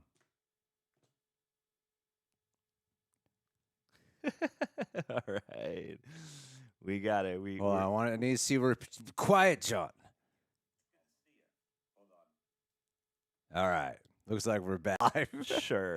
Let's see how this is going. Yes, as the thing fluctuates. Your average person, what are your thoughts on Sonic 3 coming out later this year? My thoughts on Sonic 3 coming out later this year are that when it comes out, I will be waiting for it to come out on video on demand so I can watch it here with you guys. Yeah, baby. We reacted to the second. It's the weird conflict we've run into as of late of it's like, again, a first world problem to the firstest degree you can imagine. If there was a number above 1, it would be one of the like sometimes it is like I saw Godzilla -1. Lucky. John has to react to it because he covered Shin Godzilla. Hey, it's so okay. he has to stay here and watch it on a big TV. It's okay. A loser. It's okay. They'll play You're a loser. You're a loser. Don't you feel like an idiot? Don't you feel like a loser, John? I do. No, that's what I mean by it's such a first world problem, because I mean, like I love the movie, by the way. I think it's probably the best movie of the year. I love the movie, and because I love going to the theaters. I do, but honestly, these days, it's a pain in the ass to go to theaters. Like Godzilla -1, I saw it in the theaters when there was 5 people there at IMAX. That was perfect. Yes. Because whenever there's more than that, there's someone on their phone, or they're like, I'm not on my phone, I'm on my bright ass Apple Watch. Yeah. Fucking checking my text messages. I'm like, I'm like, brightness all the way down. This hurts. Yeah. And people everywhere I see using their phone in the theater are like, let me get this. Can I get this brighter than it actually offers? Do you see my hand up here? People needed to hear my riff. I put my hand up there because that means we're lagging, I John. know. But it picks that shit up real time. Because when it's lagging here, it's behind the moment. There's a delay. It's not that much. Like the chat is more behind than we are with the delay. I know. I can do this. You can do. I can control everything. I have the power. Just wait. Yes. It's okay. This will be 16, 17, okay. 18, 19, 20, 21. Our 22nd super chat of the year. Woo! Tim. Oh, Tim! The greatest character! Tim! Legacy of Tim. Charlie. I love when. Definitely. Definitely. You know they mean it. I like that, Tim. Well, I'm biased. That's probably going to make Olivia uncomfortable. Oh, no. Stop it. I can't even talk to gay guys now. Oh, you can't talk to women. Strumpet. I can't talk to gay guys. You got to talk to asexual people. I got to talk to people. I got to talk to I got to talk to eunuchs now. Is there an app, and it wouldn't be a dating app, but just I an can't app do anything. only interested in platonic interactions? When Sandman Season 2 comes around, we might consider doing Sandman Season 1 reactions. Shows especially, like, if we start, like, for some reason, Reacher was the only oddball. Yeah. And our Season 1 reactions, doing those a year late, did superiorly better Than Season 2 in real any time. of Season 2 has done for us. But you just said Denzel's in the cast, so maybe it's on my list. The First Gladiator is one of my favorite. Oh, my God, the lag. I know, and it's The weird First Gladiator is one of my favorite movies of all time. Sure. It's not, man. It's okay. Like we have, like, we pay for the most expensive internet we could pay for. Like, we should be able to have more than one device, and it's only meant for this one location. So there should be, theoretically, there should be less stream issues than if we were in the other spot. There is the possibility that this is a YouTube problem. Not to take the blame off, but there is a possibility that maybe this is a YouTube server issue. No, I blame us. Definitely. Because even when the stream is excellent on their analytics, it's still, like, lagging a bit. So, I don't know, man. But it could be YouTube. I don't know. Some people are saying YouTube's having problems. I've seen multiple people in the chat say YouTube is having problems. So that's great. Well, that's why I want to switch to Twitch. Guys, if we went to Twitch, would you guys follow us over there, too? I was thinking of going to Twitch. We can figure that out, yeah. Anyway, yeah, I mean, Gladiator 2, though. Okay, so a lot of people are very supportive of the Twitch, surprisingly. Yeah. We should create our own Please YouTube. switch to wow. Yeah, no, we've talked about it with John about, like, I'd love to just go to Twitch because I feel like that's more custom for live streams, and we love live streaming. Second I leave here today, So, I'm going to yeah, go look up Twitch I would love to do. I wouldn't mind switching it. It's just like our audience is all here, so you know. Well, what we can do is like every I wasn't great YouTube defending channel. transphobic comedians. I was defending the part where they completely took something where I was like, that is not what happened. Dave Chappelle wasn't the actual point subject of that I sentiment. said It that was if you find- variety's bending of things to create sensational headlines. They're known to do that lately. I was watching a very fascinating video about Dave Chappelle and all that stuff on the FD Signifier channel. Go check his shit out. Great video essayist. Oh, we can simulcast to Twitch. That's another one too. Oh, sure. And then yeah, that might be the clips out and posting them. Oh, MySpace. Let's go with MySpace. Let's go with MySpace. Let's stream on MySpace. Tom's still there. So yeah, I don't really know what. like when you hear Gladiator 2, like when you think Gladiator, you think Russell Crowe. I know. Bottom line, that's what you think. Maximus Decimus Meridius. Yeah, Meridius. Maximus Decimus Meridius.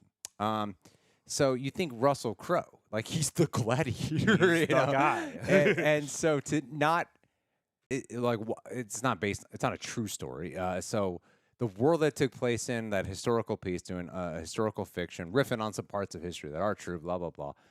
It to me, I guess I don't. Maybe if I watched the movie again, I'd be interested in a Gladiator too. But right now, I'm like, he killed off the gladiator. Like that's his. It's the movie. It's his story. It's Maximus's story. Yeah. Could return. The son could carry on. Oh no, the son's totally dead. That's part of the plot. A friend. Do you have a secret Jimon other son? Hansu. Like I don't know what Denzel's role will be. Like I'm looking forward to Who it is the just cast because of this that's just been because it is verified? it's Denzel and Ridley Scott together. Ridley Scott and Russell Crowe, and then Russell Crowe, Denzel, and Ridley Scott did American Gangster. And now Russell Crowe won't be back for Gladiator, and Denzel Washington will be in there. So it's Damn. kind of an interesting trajectory there. Does have a stacked cast. They're trying to replace Russell Crowe with I mean- 20 other people. Denzel, Pedro Pascal, Connie Nielsen, Paul Mezcal, who everyone loves. That's what I mean. Like it doesn't sound like Gladiator 2 to me. Joseph Quinn. It seems like they're doing a movie that's within the Gladiator world. Yeah, it feel like it could be great. You know, like it's funny That's to me so because true, DMV for life. As the guy who just said, I love franchises, Easter eggs, and cameos. you love and hate everything equally, Greg. Yeah. You are impossible to please, and yet somehow you love everything, and that's just who you are. Accept it. The internet sees you for what you're. I love everything and have no criticisms. That's ironic. Yeah, isn't that ironic? I've taken such a turn. I know. I agree. It's like it's weird. It's weird to be excited and optimistic about Beetlejuice 2 and like a little suspect of Gladiator 2 because like Ridley just stays working and makes like 100 movies a year. Yeah. And you know, they vary in quality. Some are pretty great. Some are and within that paradigm, I am sort of like I don't know. I'm exactly with you. I'm like Ridley Scott is a world-class filmmaker. He's a veteran. He's got a great cast assembled, but like what you associate with a movie like Gladiator is those specific people. So it's basically like a Gladiator 2 to me is like a blank slate, and it's only Gladiator 2 because we're going back to these particular times in history. But like, what is really going to tie it to the first movie in a meaningful way? I don't feel like you need to even call it Gladiator 2. I think with a cast like this, with a director like that, Yeah. and we all know Ridley Scott's movies, they're all huge. Call it the Colosseum or something, or Gladius. Yeah. Let's go here. Greg should play Iron Fist. I love your Iron Fist voice. Dance for me. Why are you blaming me for it? I've tried to fix this stream, man. Yeah. I've tried to fix the stream. I tried, but I didn't try for real. I tried to make it worse. DMV for life is saying I used to be more happy and nice from Israel now. Check this out.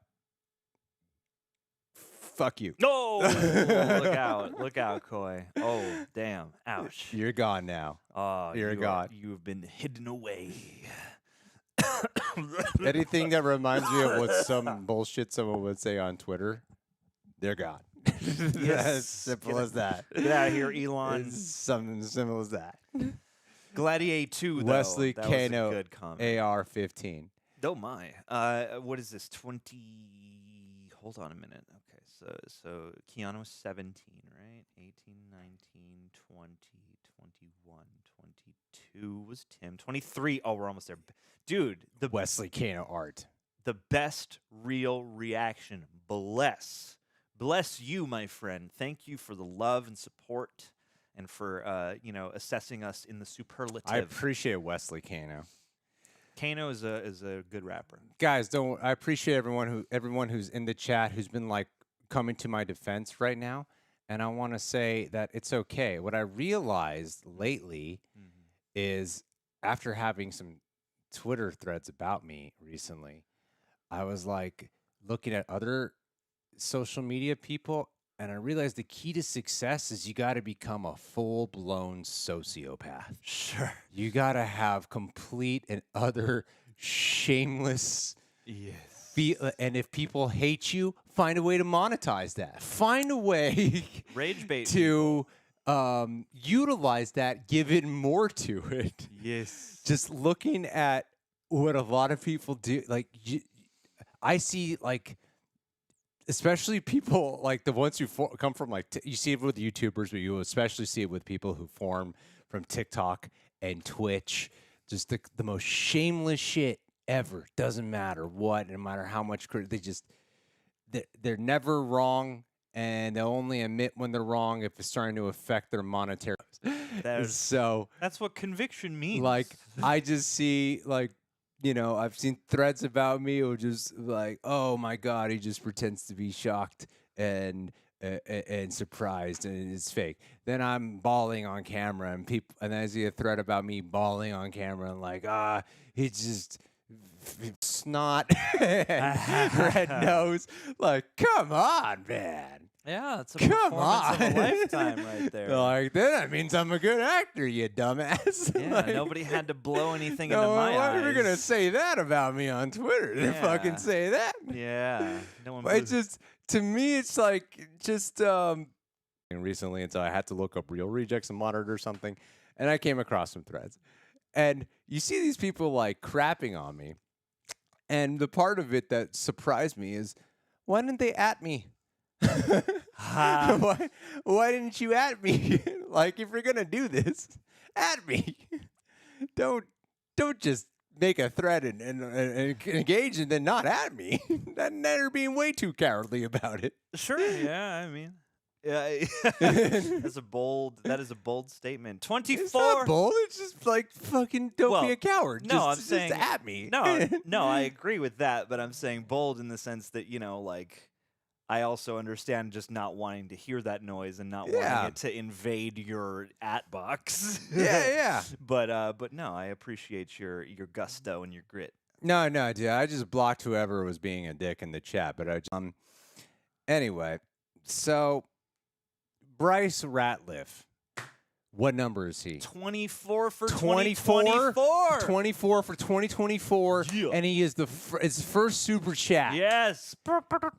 And my God, you think this isn't already on the list? I was going to do them with Roxy. And then I already put. The thing is, I feel really bad when I bring someone on here. Oh my God, the Streamlabs. Have you not been looking? Yeah. I could also look too, John, but I'm going to blame you. You don't need to look. I'm going to blame you. You don't need to do anything. You're good as you are. Hey. Oh, I've seen Campia exposed. I know what YouTube channel you're talking about. Yeah. Hey, I know, the whole channel is dedicated to I have seen that. Campia. Of one. Oh, sorry. I was just checking this out to see what it looked like, but I'll change it back. Sorry. It's okay. We just get. Great thumbnail, by the way. Appreciate it. Thank you. I worked on it this morning. You did. You did a great job. While John put us on this lagging internet. You know? That's John's contribution. I don't do shit ever. I don't care about anything. So anyway, we want to cover it, but I just keep hearing that people constantly get demonetized for it. And you guys got to understand, like, the movie reactions, it's always such a, like, I just did Orphan with Roxy, and I didn't realize, like, just the content. There's this whole thing that happened where John and Roxy's Gremlins video got a yellow dollar bill sign, meaning there's like inappropriate stuff in here and you're not going to get ads. And I had to hit up John because I'm like, was there something in this video that you guys said? Because it's Gremlins. This movie's PG. Like, what happened? And even at its worst, it helped create PG-13. So it's like not that hardcore. Yeah, so I was like, what happened here? Because we get hit with it like for the most weird shit. And it's a bummer only because, well, they'll take, but no, they do. They take a lot of time. Yeah. And there's at least. That's why at the end of every month we look tired as hell. So, Sure. And so, yeah, that's the one part of Terrifier that has got me trepidatious is I'm like, but I feel like it's going to take so much work to put it together. and it's not even able to be monetized. That's why we gotta get on Nebula so that we could be. Yeah. I mean, because part of me, like, Terrifier sounds like a lot of fun, and part of me is like, I would love to do like reactions to like extreme films or like those films where it's like a challenge, like watch a Serbian film and see if you can make it through. But yeah, that would be it would be very hard under this paradigm. And Terrifier, for like as popular in popular culture as those movies are, like, yeah, the whole point seems to be gleefully gory and disgusting and pulpy and all that stuff. Yeah, so. but even though we knew people were talking about in the chat about like, yeah, PG in the 80s was iffy, 1,000%. Sure. The thing is though, like I'm always aware. I'm always aware that shit's gonna be. The only thing I can think of with Gremlins is there's one character with like a very dark backstory, but you know, I don't know. Yeah. I don't know. Oh, Vibrox got some G Fuel. That's what I love to hear. Woo! Anyway, John, who's our 25th super chat? Fuel. Let's see. All right, John. That's what I think. There's no cats back here. Robbo96. And then we got to read that Streamlab. Yes, we do. If anyone on the channel hasn't seen, thank you, Robbo96. If anyone on the channel hasn't seen them, a couple of you guys are gals do a reaction of the Hannibal Lecter trilogy with Anthony Hopkins and also Band of Brothers. By the way, Madam Web is the most mid-looking thing ever. I'll take a mid. I gotta say, you know, like it looked fine and fun, but Coy being over the moon about it, I was like, I don't know what drug you are on right now, man, because the way you eat up this Sony shit mind boggles me. Well, he'll be so honest about the way like an MCU property is making him feel, but for some reason, them Sony properties, Coy's like, it's the 90s. I get what he's getting at. I think he could maybe articulate it slightly more clearly, but I get what he's getting at in that, like, I'm gonna have fun probably because because of the meme, certainly. But yeah, it is fascinating to be like, yeah. Sony presents an interesting quadrant of Coy's brain. And here's the thing with the Madam Web thing. I know Sydney Sweeney's something, isn't she, Michelle? The thing about Madam Web, there are 3 Sony Spider-Man movies coming out this year. Yeah. You got Kraven, oh my God, the fucking lag.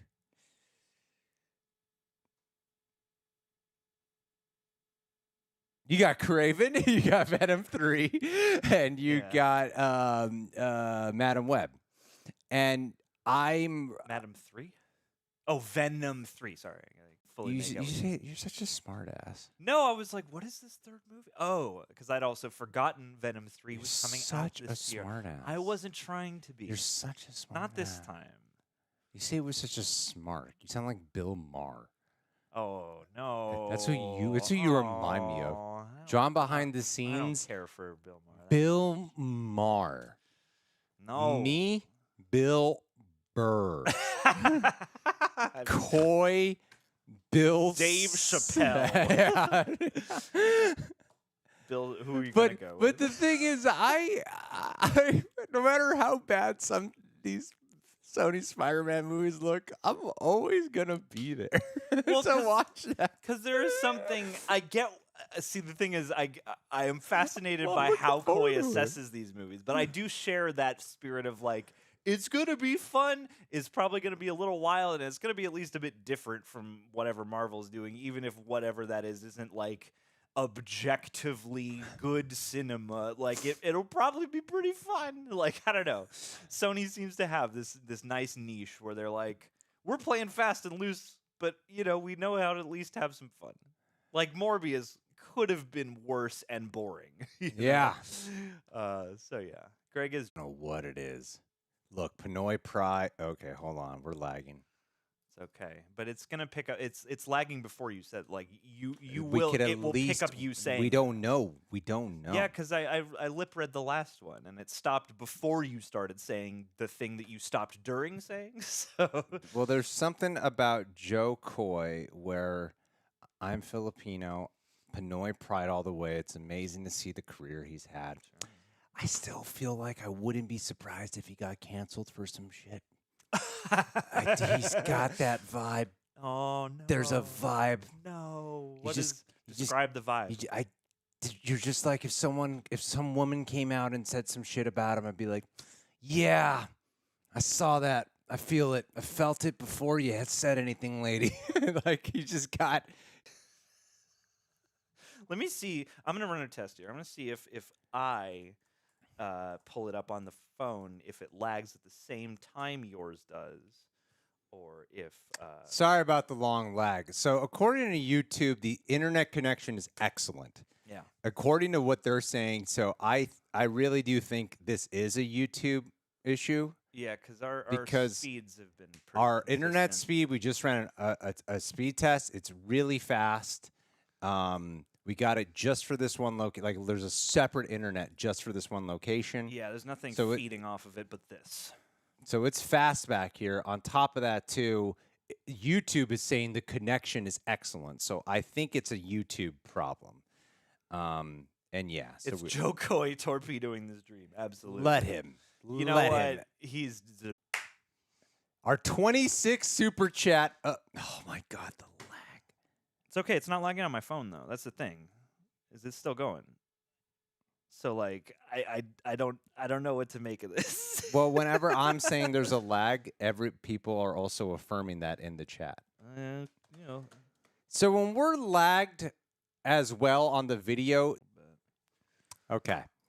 Mylene Echo, thank you so much for being our 26th super chat of the year. Hey. Any promising horror movies coming out this year? I hear great things about that Terrifier franchise. Oh, people love it. Gonna be Christmas Terrifier. I'm this really time. looking forward to Nosferatu. It's from Robert Eggers, who directed The Witch, The Northman. Yes. And now he's doing Nosferatu, so you know that if there's one thing, is it lagging for you? I thought you had it, John. I did, but now I pulled up my list. It is currently not lagging. It's okay. If there's one thing that I feel like that Robert Eggers goes for is authenticity with the dialogue, and for Nosferatu, which originally came to the silver screen as a black and white silent film, to then be going, I don't think it's going to feel like a modern day horror movie whatsoever. Yeah. I feel like if anything, it's going to have a great trailer and a really disappointing audience score because of how authentic it's going to be to the time period.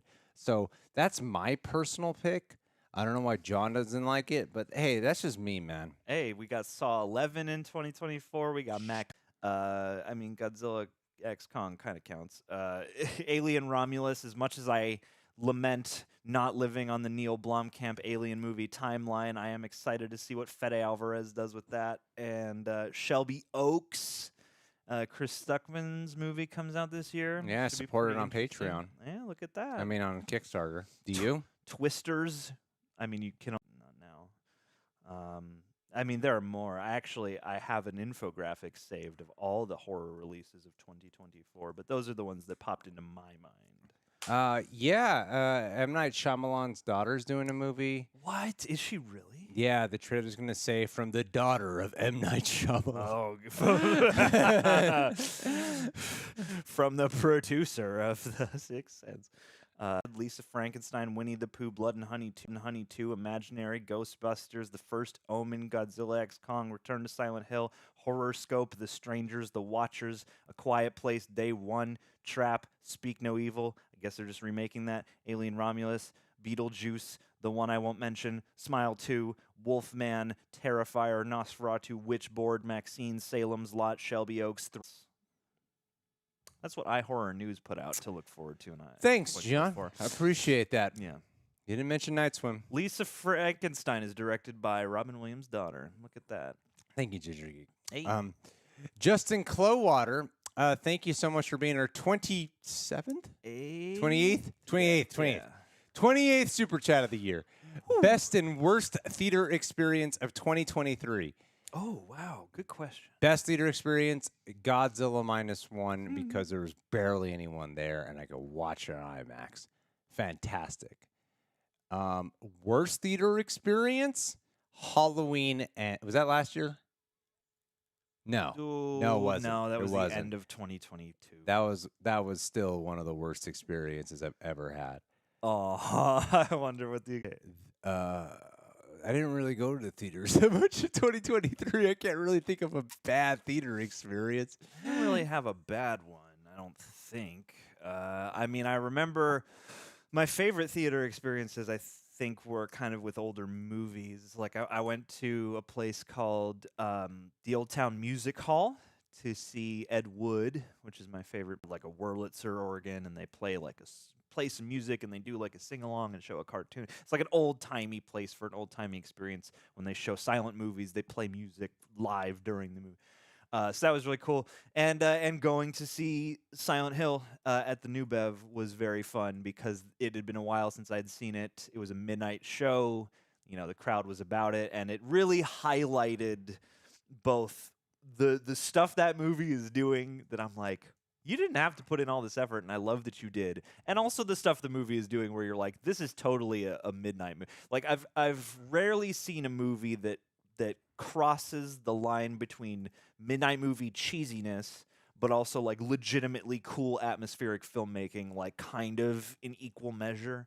So that was it was cool to see the movie and have all that highlighted through the experience, and to see all that on, 35 millimeter was pretty sick as well. I have not seen Heartstopper. Damn, that's good to hear, John. Let's move on to our 29th super chat. No. Really quick. Let's see what that infamous Streamlab is. Oh, yes. I'll switch to the thing. And it's nice. It's so different. We're going to go over here, and we're going to magnify. Oh, no, it's magnified right. All right. We got Seth Arp. Happy New Year, guys. Thank you for being here, Seth. Can't wait for Deadpool 3. I was going to make a joke, but I don't feel like getting this stream demonetized. I feel like Ryan will do a post-Super Bowl trailer release like he did a teaser after D23. Also, feel the hype is big enough. They don't need to do much marketing, but what do you hope to see in the teasers? That's a great question there, Seth. I want to see a bunch of shit that's not actually in the movie. Yeah. Legitimately, I think that would be a solid choice. I think it would be funny if they just used a collection of all the leaked footage that had been going around. Yeah. Yes. And just a big thing of Ryan Reynolds just being like, why? Why did you do this to us? I don't think we need to see... I feel like the trailers for this can be surprisingly mysterious and comedic at the same time. I would love that. Like, I think Deadpool 1 and 2, their trailers really laid out like what the plot of it was going to be. They can really write a dangerous line into showing us too much. And when I think that we're already sold, like everyone's already sold on this movie. Even if the trailer comes out, it doesn't even look great. Yeah. We're still going to watch it. It's one of those movies. Just like, how can you not see this movie? Yeah. It's a wolf. Don't leave the stream, Keena. There's so much to look forward to that I honestly just kind of hope that they keep it to a bare minimum. I know it's like a cheap answer here. Sure. I just don't think they need to show us anything, really. Yeah. Because It's like weird, Hugh Jackman and Deadpool fighting, like that's going around for months now, and you're just like, yeah, I know that's probably gonna happen in like Act 2 before they fucking team up. Mm-hmm. Like I highly doubt that's like towards the finale. I imagine totally. that's like a midpoint fight or a break into Act 2 fight before I'd be very surprised if it's not. Yeah. Especially with how much they look to be engaging in that fight. Sure. So yeah. I feel like it's an interesting like part of me is like also the only MCU specific movie of 2023, which is a great, lovely opportunity. I am very happy they have taken Space Amount. And plus, like, for what the movie portends to be, the prospect of, again, Deadpool's homecoming, but also this crazy, wild, meta, multiple timelines adventure, like, I feel like that's a perfect movie to have just be the one for the year, I think Random A in the chat. I think we need to not worry about I think the cameos will all be done in good jest. Even if they're just there for fan service, I think they'll be self-aware to acknowledge, even if it's just that. For Deadpool 3 especially, I would agree. Alrighty, let's move on. Let's move along. Doobie-doobie-doop-doo. Let's just, while we're here, make sure that Why? Yeah, just 'cause, man. Why not? Why not? Because I got to work on a whole video today. I and mean, then let's I move got on. other people who are going to show up here to film. Oh, well, I'll get the hell out of here right this minute. I know, John. Michelle, number 29. Michelle, who's but always is this 30 because we just did the streamline. Does that count as 29? Okay. No. 29? No. Seth is our first Streamlab of the Number year. 1, Seth. Well done. Well done, Seth. Not 2024 pitching a series where John reacts to his fave and new horror movies also. Happy 2024. Looking forward to seeing all of the content to come this year. I mean, Yeah. I would be thrilled. John's It's just a matter of if it works with every other consideration. John's the biggest horror aficionado. At the same time, he acts like the most terrified out of. Yeah, because shit's effective. If it's good, it's No, effective. John, I'm Twitter. Yes, of course. Yes. You must become desensitized, otherwise you're not into it. I must become a sociopath. Yes, I must become a detached, emotionless husk who just thinks all this is normal. Why and do you as think it's long- all Elon Musk? Yeah. The guy's brilliant. That's why I need He NASA. built space. He found space. He found space. First. We did Yeah. not know about space until Elon Musk. No, he put the found flag space. on the moon. Well, that part's not true. He's gonna cover the moon in a filter that makes he it look found like a the washed-out moon, but he sticker. didn't put the. He's, He didn't. he's gonna build the first X logo. We on thought the it was moon. the sun going to sleep, and then Yeah. we realized, oh, Giant rock floats by every night. I can't adopt you right now, Reynaldo. Why not? Yeah, I would love for John to watch some horror movies. I love watching horror movies. Because he doesn't watch that many, but he acts like he does. I did, and now now anything I haven't seen, I'm like, should I hold off? Because I like being able to be -1 in the theaters. I'm like, I'm excited to watch it. Like Saw 10 You was gotta the test. watch. Because I was like, this is the movie where it's like, if any movie I was anal about seeing in the theaters, theoretically it should be this one. But even that, I was like, no, I'm excited for the video. It's going to be good. I'm fine. It's going to be fun. Laura remembers me roasting you on the Doctor Who reactions. Yes. There's going to be a point where you're going to see Greg reaching into the bottom of the barrel this year. With, I haven't seen anything. because I'm like looking at. I got a list of like a whole bunch of other people's movie, everyone who comes here and stuff, and it's a lot of always kind of figure out who to pair and blah blah blah. It's like a lot of like this brain work of shit.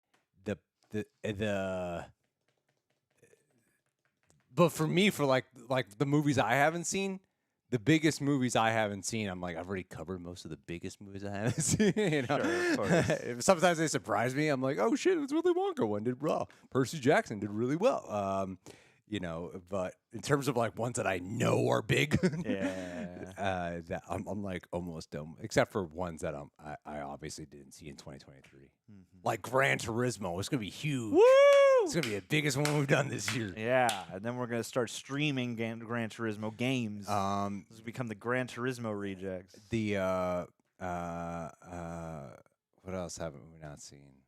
In 2023, Aquaman didn't. I just didn't. Aquaman, Wonka. Plain and simple, that was a pure case of I have no time to go to theaters and watch this movie. You didn't want to spend extra time producing a I was video like, about I don't have Aquaman time 2? to. I mean, I could maybe go watch it, maybe, but there's no way I can make a video about this. So yeah, and so Aw. to our luck, I'll be reacting to it with Roxy. Aw. No, I'm just joking, Aw, John. my man. I'm joking, John. We'll watch it together. I'm you look excited. like Jason Momoa. I know. I owe it to the people. I'm gonna get so jacked by then. I'm gonna start lifting. Vibrox, number 30. 30. Gundam Seed Freedom number 1, 2024 for me. What is that? Is it a new Gundam anime or is it something else? Gundam Seed.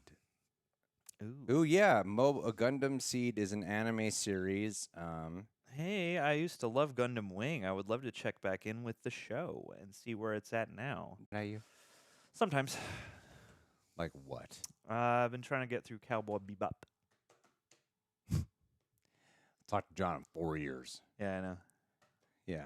Yeah, I'm always so, like, I have a million things I perceive needing to do, so the time I spend actually just sitting down going, I'm going to watch a thing is very minimal. Yeah. I'm hoping in 2024 that will change. I know, and I think about that. I look back and I'm like, yeah, breaking this down would have been easy. And not even just for like work or research, but like, just like breaking this down in a manageable way so that I can enjoy it would have been easy. But Oh, that's a but great my idea. brain doesn't work that way. You keep talking. I love this idea. Oh, hey, I love ideas as well. Number 8 Productions. You almost look like the Fun Me Productions logo. Is it you? Maybe. Either way, the boys are back. Happy New Year. This year seems like it's going to be a bit of a dud with all the delays, but do you guys predict any saving grace from TV or movies that'll be really popular in 2024? It's a great question. I hope it's something no one's really thinking about, or that isn't like one of the hype properties that just like comes out of nowhere and yeah, that like really grabs people. I hope, you know what? I am looking forward to A24, I think, acquired Has Been Hotel, which is an animated project, 2D animated project, musical, etc. It's always kind of under threat of some kind, and from what I understand, this is, like an independent, or at least initially independent, and like, highly produced piece. And every glimpse I've seen has been cool. So I would love for something like that to pop off or whatever. I mean, House of the Dragon will be fine because they didn't have to stop with a bang and like really galvanizes or gets people excited. Like I feel like there's a lot of potential for that, and like it could have both the cool shit but also like the sardonic, weird, humorous shit that you want. But I don't know. I mean, my prediction is I think Squid Game season 2 will be big. I feel like it won't be. I feel like, what, are you out of your mind? With like the game show, I don't know. What point in the stream is this? I cannot wait to play this back so I can constantly rub it in John's face. You're probably gonna be right. When the numbers come in and everyone's like, this is the biggest CU don't expect it to ever. be bigger than the first one. It's going to be the biggest thing ever. I feel like Stranger Things season 5. That'll be huge. That'll be already came out? No. Gargantuan. 5. Why would it be bigger? Unless it's really good. Unless it's really good. They never planned. They never planned to do a season 2, and even without strikes in America, it's taken a long time. And I feel like one thing we have seen in the past couple of years is that things, except unless you're Reacher, I guess, like things that take a long time to come back after a really acclaimed season, unless you're a Stranger Things with multiple seasons worth of momentum built up behind you. I feel like that does hurt these shows, that because we are coming out of a paradigm where we used to be like, okay, every year, as long as the show's been picked up, every year it'll drop new episodes. Sure. Whereas now it could be 3 years. Who knows? Oh, Curb Your Enthusiasm final season. It's gonna be the talk of the town. Yeah. Where, like, Larry's gonna do something that gets him in trouble. It embarrasses himself, and it's gonna end negatively for him. It's gonna be cringe. It's gonna be bad. It's gonna be really bad. It's gonna be bad, but it'll be good. Bad. It's gonna be bad. Yeah. Anyway, John, let's move on. Let's move on to number 32. 32. Rob Zombie. Godzilla 518. Thanks, bud. Deadpool 3 and Godzilla times Kong are my most anticipated movies, not just of 2024. So, Godzilla x Kong. When I rewatched Godzilla vs. Kong in preparation just for the trailer, yes, I couldn't believe it. I was like, Godzilla x Kong is going to be the greatest movie of all time. I hope so. It just looks like yes, the Millie Bobby Brown, Brian Tyree Henry story is like freaking bland and boring.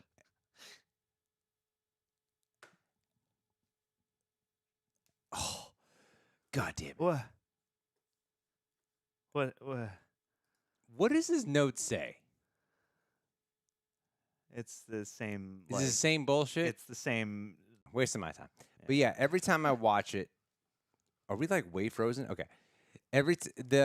It seems like they have really learned their lesson of what worked from the first one and are just going to zero in completely in on it Yeah. and give us more of what we want, knowing that,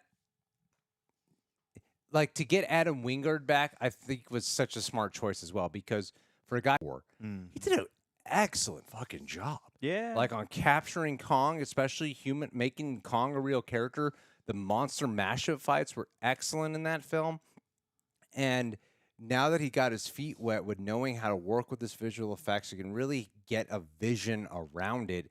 It already looks like more focused and has more of a life about it in a way that just seems purposeful off the trailer alone. Sure. So yeah, I think the one detriment Godzilla X Kong has right now is only the fact that Godzilla -1 is a phenomenal film and has really pierced the zeitgeist in a way that I don't think anyone really anticipated for it to do, because it's Godzilla -1 sort of set the standard of you can do like a genuinely amazing film that's not just built off of a fun, and whereas the MonsterVerse is like, humans suck, but man, those monster fights are freaking fun. Stop trying to make a great film and just make it fun. Whereas, Love it. Godzilla X Kong, they have this opportunity where the monsters really are the protagonists. That's at least what the trailer is pitching me on. Yeah. Is that the monsters themselves are the characters. Yeah. And the humans will be secondary. Would I like good human characters? Absolutely. Not here. But it's probably not a likely scenario. And I think with this trailer, it helps. I think what's cool about the MonsterVerse is it helps to separate itself from, like, because like the Godzilla movies, the ones from Japan, the actual Toho ones, deal with the nuclear blast that makes Godzilla and all that shit.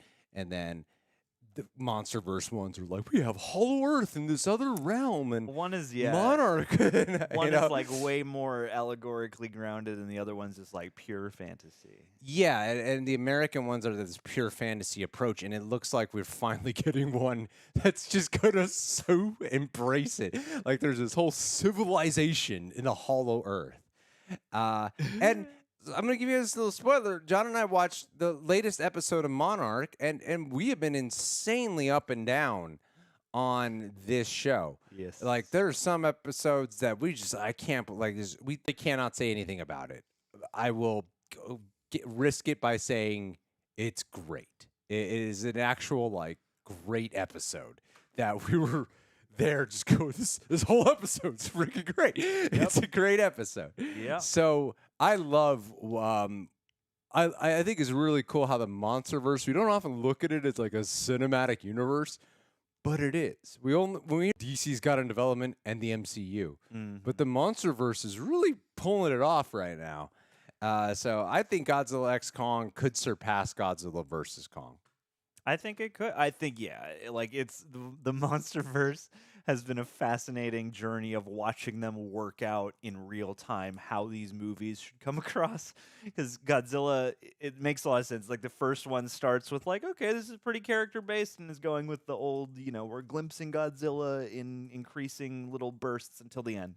And then, it's like you get a perfect director, or theoretically in Michael Dougherty, and then, you kind of watch as like, okay, King of the Monsters, we're trying to figure out what the balance is, and we're not quite getting it, but the monster stuff's good, so this is still making money. And then you go to, Godzilla versus Kong, which manages to, be like the most agreeable while still being, like a B movie.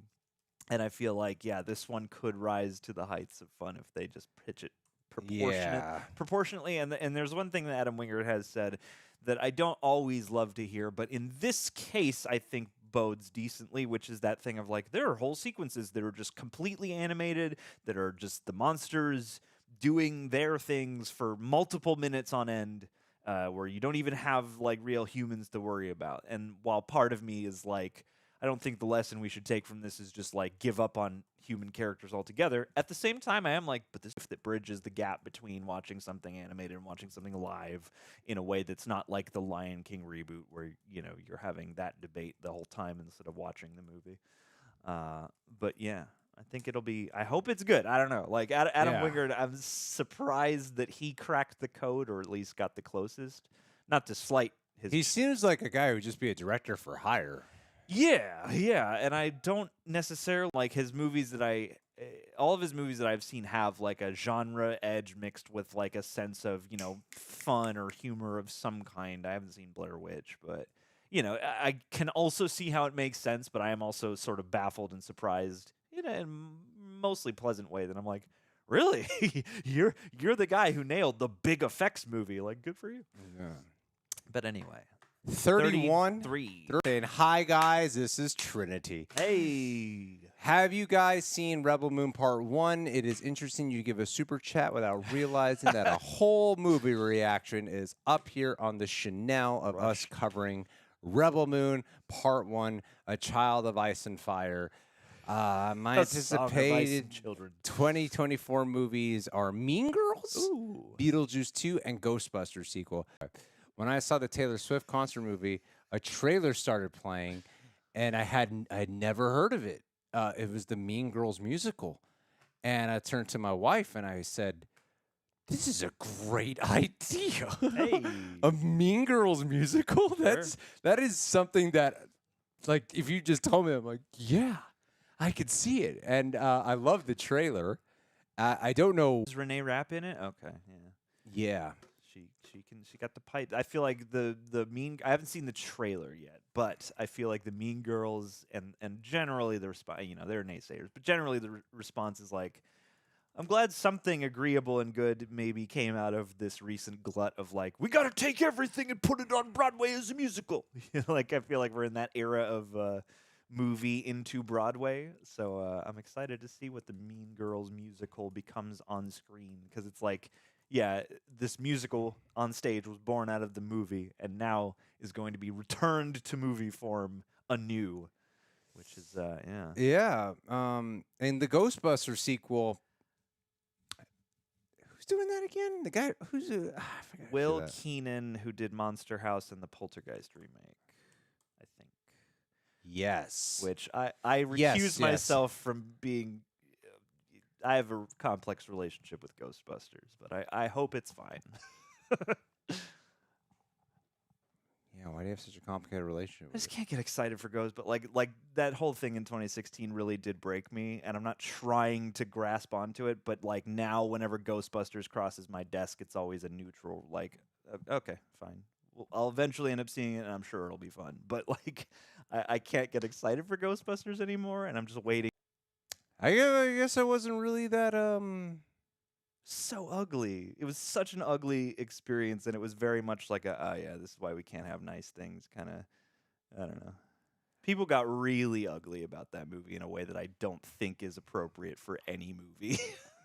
I mean, it was one of those like improv movies they slapped together.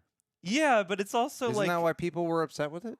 In that, say what you will about the quality of Ghostbusters 2016, it is more spiritually in tune with Ghostbusters the original, an irreverent comedy about a bunch of irreverent people working together on this thing.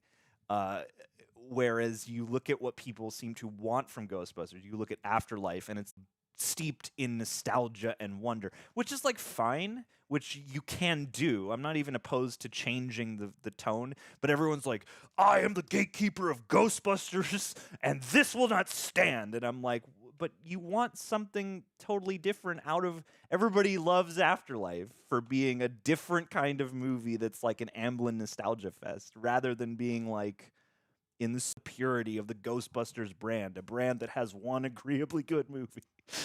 And yeah, it broke me, as evidenced by this rant.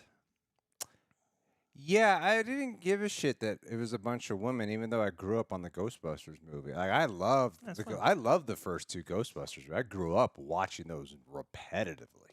The first one, yeah. I don't know if I've ever fully seen the second one. I love the second one. There's a dancing toast killers. Well, hey. Excited now. I mean, I I love might that. have. It might have Vigo- been on TV, but I don't have any recollection of No, it. Like it's not as good, but it's great. the first one, I would put on a lot, So- and I remember always being very confused by what's happening when Dan Aykroyd's pants open. So as someone who loved those two movies growing up, I wasn't at all vexed by the idea of like the women doing it. I'm like, yeah, who gives a shit? Let's just watch this movie. And I was like, oh, a lot of people seem mad. Sure. I really didn't care that it was like I didn't care. And I didn't mind the movie. But the movie is like, just from an objective standpoint, it is essentially just a remake of the original, Yeah. just with a bunch of improv slapped around it. It's got its own issues. It's yeah, like as a movie itself, it's not like It's not. offensively bad. It's just someone should have It's- edited this, and they should have maybe reined in some of the improv. I think, and it was also because you have to understand, John. Mm. I don't remember what my point was. Something that about you should be utterly reverent about your irreverent comedy. No. It was about no. It was because people wanted a Ghostbusters 3 in conversation no, for but it such was a like long never time. gonna happen. Like, it was And one then of those things that's Ghostbusters just not gonna Afterlife is the happen. closest we got to a Ghostbusters 3. And now we're getting all of them back in Ghostbusters 4. So I guess it worked. I guess this is what Yeah. we needed to get back to where people want to be. I'm sorry, John, but I love Leslie Jones. Leslie Jones is funny. I don't get what your problem is. Kate McKinnon, also funny. All right, well, I'm looking forward to this new one, and I'll tell you why. Please. Because enlighten it's me. the director of Monster House. I'm rooting for him. And I think that they actually really got a cool. I'm a big fan of when you create atmosphere of primarily reliant on weather, and this is a really different type of setting for a Ghostbusters movie and a different type of antagonist to go up against. Like Afterlife, thirds of that movie, I think the first 2/3 are great, but when it gets in that last act, I wasn't a big fan, and I was not suckered by my love and reverency that I hold high for those first two Ghostbusters movies.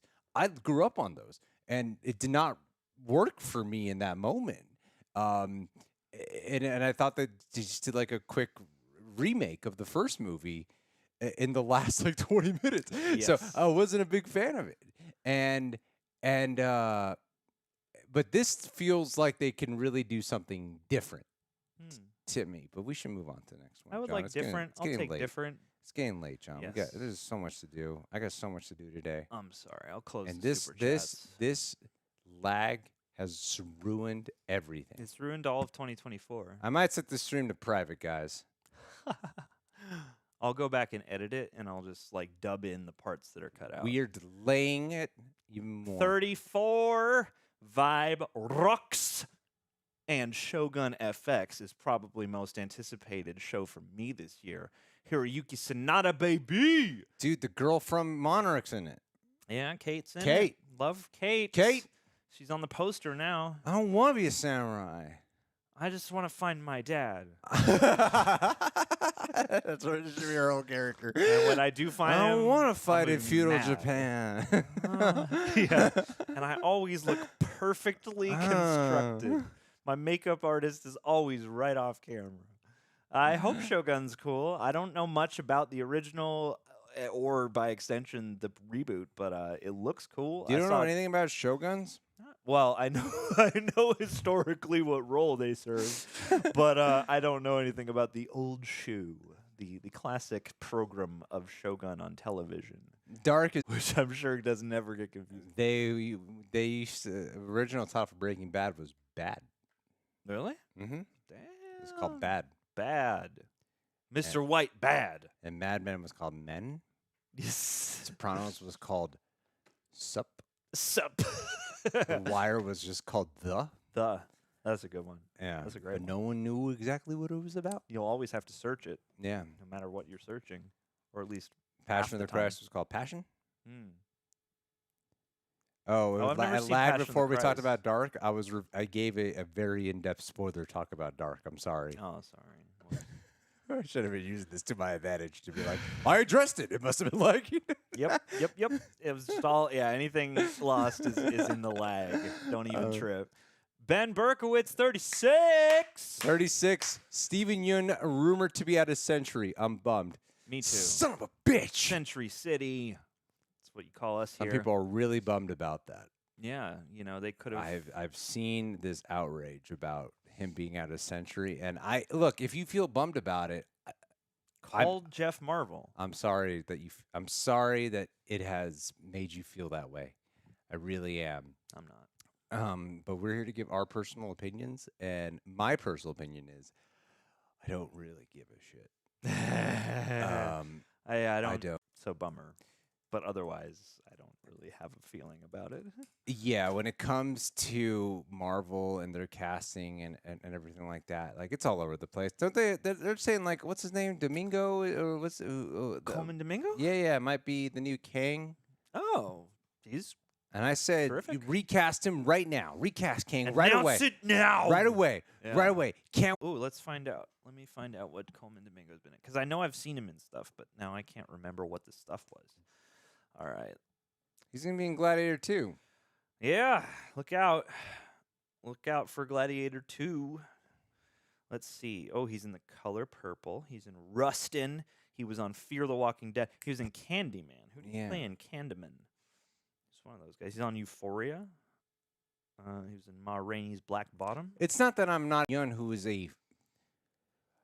I think he is there's something that I think Steven Yeun does not get enough credit for, which is actually a good thing he doesn't get enough credit for, is it is transcended being an Asian actor, if that makes sense. And like, as someone who like has been very much aware of Asian actors his whole life, being Asian, oftentimes you just play the Asian character. And Steven Yeun, I feel, point where he's just Steven Yeun, the actor, that you don't need to see him be like playing an Asian guy necessarily. I'm sure in Beef it might be a little bit more specific, sure, but yeah, that's smart. That's what I do, Joe. and so to me, I'm like, yeah, I would love to see Steven Yeun in the MCU or whatever, but like the debut film that he's supposed to be in was like they're talking about was being Thunderbolts, and it's already like such a super stacked cast that there's already a screen time that they deserved in the other stuff they were in. Yeah. So maybe they should just get it fleshed out first before you just start introducing someone else. You know what I mean? And I think that like I think he's a truly amazing actor, Steven Yeun, and I feel like what he has been able to do beyond just being like Asian actor who plays Asian filmmakers who will have, I won't name specific people right now, but there are people I know of who like are up and comers and on the rise who are like, they're usually the scripts that land their way are like, oh, it's an Asian lead, it's an Asian person, this, because they're Asian. And it's like they've told me like I can do people who are not just oftentimes with Asian actors that they're usually cornered into that, where they have to, they feel like they have to constantly be like placing. I remember Sandra Oh was one of the best cases of that when she did Sideways. Was like they'd made I don't recall them drawing any attention to the fact that she's Asian in that movie, and I thought that was so to be in this movie. And they do nothing to do with her being Asian. That's what I wish. And that's really where we got to get to, I wish that both scripts and casting breakdowns, I get it, you're writing a script and you want to have like a specific idea of who the person is. But I feel like unless it's important, I feel like scripts and breakdowns shouldn't have a race on them, because then you can just cast who the best actor is, theoretically. Yeah. Unless, again, it's a story where you need some kind of consistency of racial backgrounds or whatever it is. I feel like, you always see the break. It's like, 30s white this, and it's like, well, why? Just have it be 30s male or whatever, 30s female. Make it a little more vague so that, I don't know, because I feel like, too, then that creates a pipeline of like, oh, here are the roles that we need to cast. We need to do a call for Asian actor, like it unless it's important. I mean, like usually when I see an Asian person in a lead of some sort, there's usually something about their character being Asian, you know, Yeah. which is fine. Like I'm just always happy to see like it was cool to see Monarch. Like it's awesome to finally see like something in the Godzilla world where the lead characters are Asian, you know. Sure. But there is the thing where they're specifically that, and that's not a Yep. bad thing. It's not bad. It's just it would be nice to get and I think usually it's not Asian exclusive too. I think it's often with it's Anybody who's not Caucasian. white Anyone who's not Caucasian is usually the case. You know, is usually if it's a like- modern day story, you know what I mean? Yeah, and it's time, but like there are other ways to do it than just being like, oh, we did some Asian cultural things in a scene to drive home the character development of this Asian character. Yeah. Yeah, like there's, I think it's good to do that on a sometimes. It depends on the project, but yeah, it shouldn't just be that. Is basically the point. Racial and social difference. It's not a black and white conversation. Sometimes it is like, yeah, they need to be specifically that. Sometimes it needs to Yeah. be, and if it doesn't need to be, and you've made the choice, just commit. You know, Yeah. like commit. Every character has a different necessity of backstory, and by extension, cultural backstory. And there are a lot of great, broad reasons to do that in particular that I think are lovely, and that obviously we need more of. Because at the same time, I think, you know, you also need the opposite side of the coin where it's like, we're not really focused on that at all. And this character is just a character who anybody could put themselves into the shoes of, you know. Alrighty. Let's move on. Let's do it. Guys, we got to end the super chats. John, you said you were going to do that a while ago. All right. Well, Il Tortuga, we will thank you for this moment of silence while I dismantle the I'll dismantle capitalism right now. We're going to do the last of them. The Last of Us. Refresh. Let's go through it. We're 'cause I doing got it. a lot of work to get through today. I got to work on a whole complicated video today. Get it. Get the complex. In this context, there's no disrespect. Have so when I not seen bust Spirited rhymes, Away. you break your necks. Alrighty. Darren McClemens. And, let's see. Because it's important to do so. Unless you tell me to give up on this. And go, okay, 17. I remember Keanu was 17, 18, 19, 20. Everybody in the chat count. 21, 22, 23, 24, 25, 26, 27, 28, 29, 30, 31, 32, 33, 34, 35, 36. I was off. Any and to Darren, or Darren. I am excited. Or Darren. I am excited for it. I am also excited for season 3, which I have seen 0% of. And I am excited to watch all of this on my own time. As I'm sure you are as well. As sad as it is not to be covering it specifically. No, I feel bad for them. I think they wanted to go for longer, and everything that's happened at DC has unfortunately left some disheartening developments. Some stuff, that's the part of the gamble that you take, is that there's going to be some things that have to go, that you're excited that are finally going to go, and then there are other things that, sadly, like Superman and Lois, probably just have to go due to it, you know, just to keep things more unified and to keep in line with their universes and all that shit. Release the heckling cut. And it's too bad. It is too bad. But I don't know. It is what it is. What it is. I'm glad we at least got 4. Hopefully 4 is also quality. 4 quality seasons of a show that showed what you can do in modern times with Superman. I just hope that those actors are able to find something beyond this, you know? Yeah. Also, great Jimmy Witchard shout out. Great character pull from one of my favorite shows. Charlie836. Charlie XCX. Number 37. Greg's biceps. And John's luscious locks. Why do you look so uncomfortable? No, he's sweating, man. They're making him all hot and bothered, dude. I feel Loving the like he's biceps. terrified I'm going to choke him to death. Hey, maybe he's excited you could choke him to death. My biceps aren't that good, guys. No, don't I got a shame ways to go. yourself. I got ways to go. Call Coy. I can only do like 15 reps, 40 pounds hammer curls. Oh, you suck at muscles. I need to get You have the to worst 50 muscles. pounds,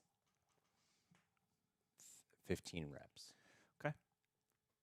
That's the goal. Well, really what you want to do is you want to get to like the max out part where you on like the 8th or 9th rep, especially if you're trying to go to your biceps, but I don't deal with that shit.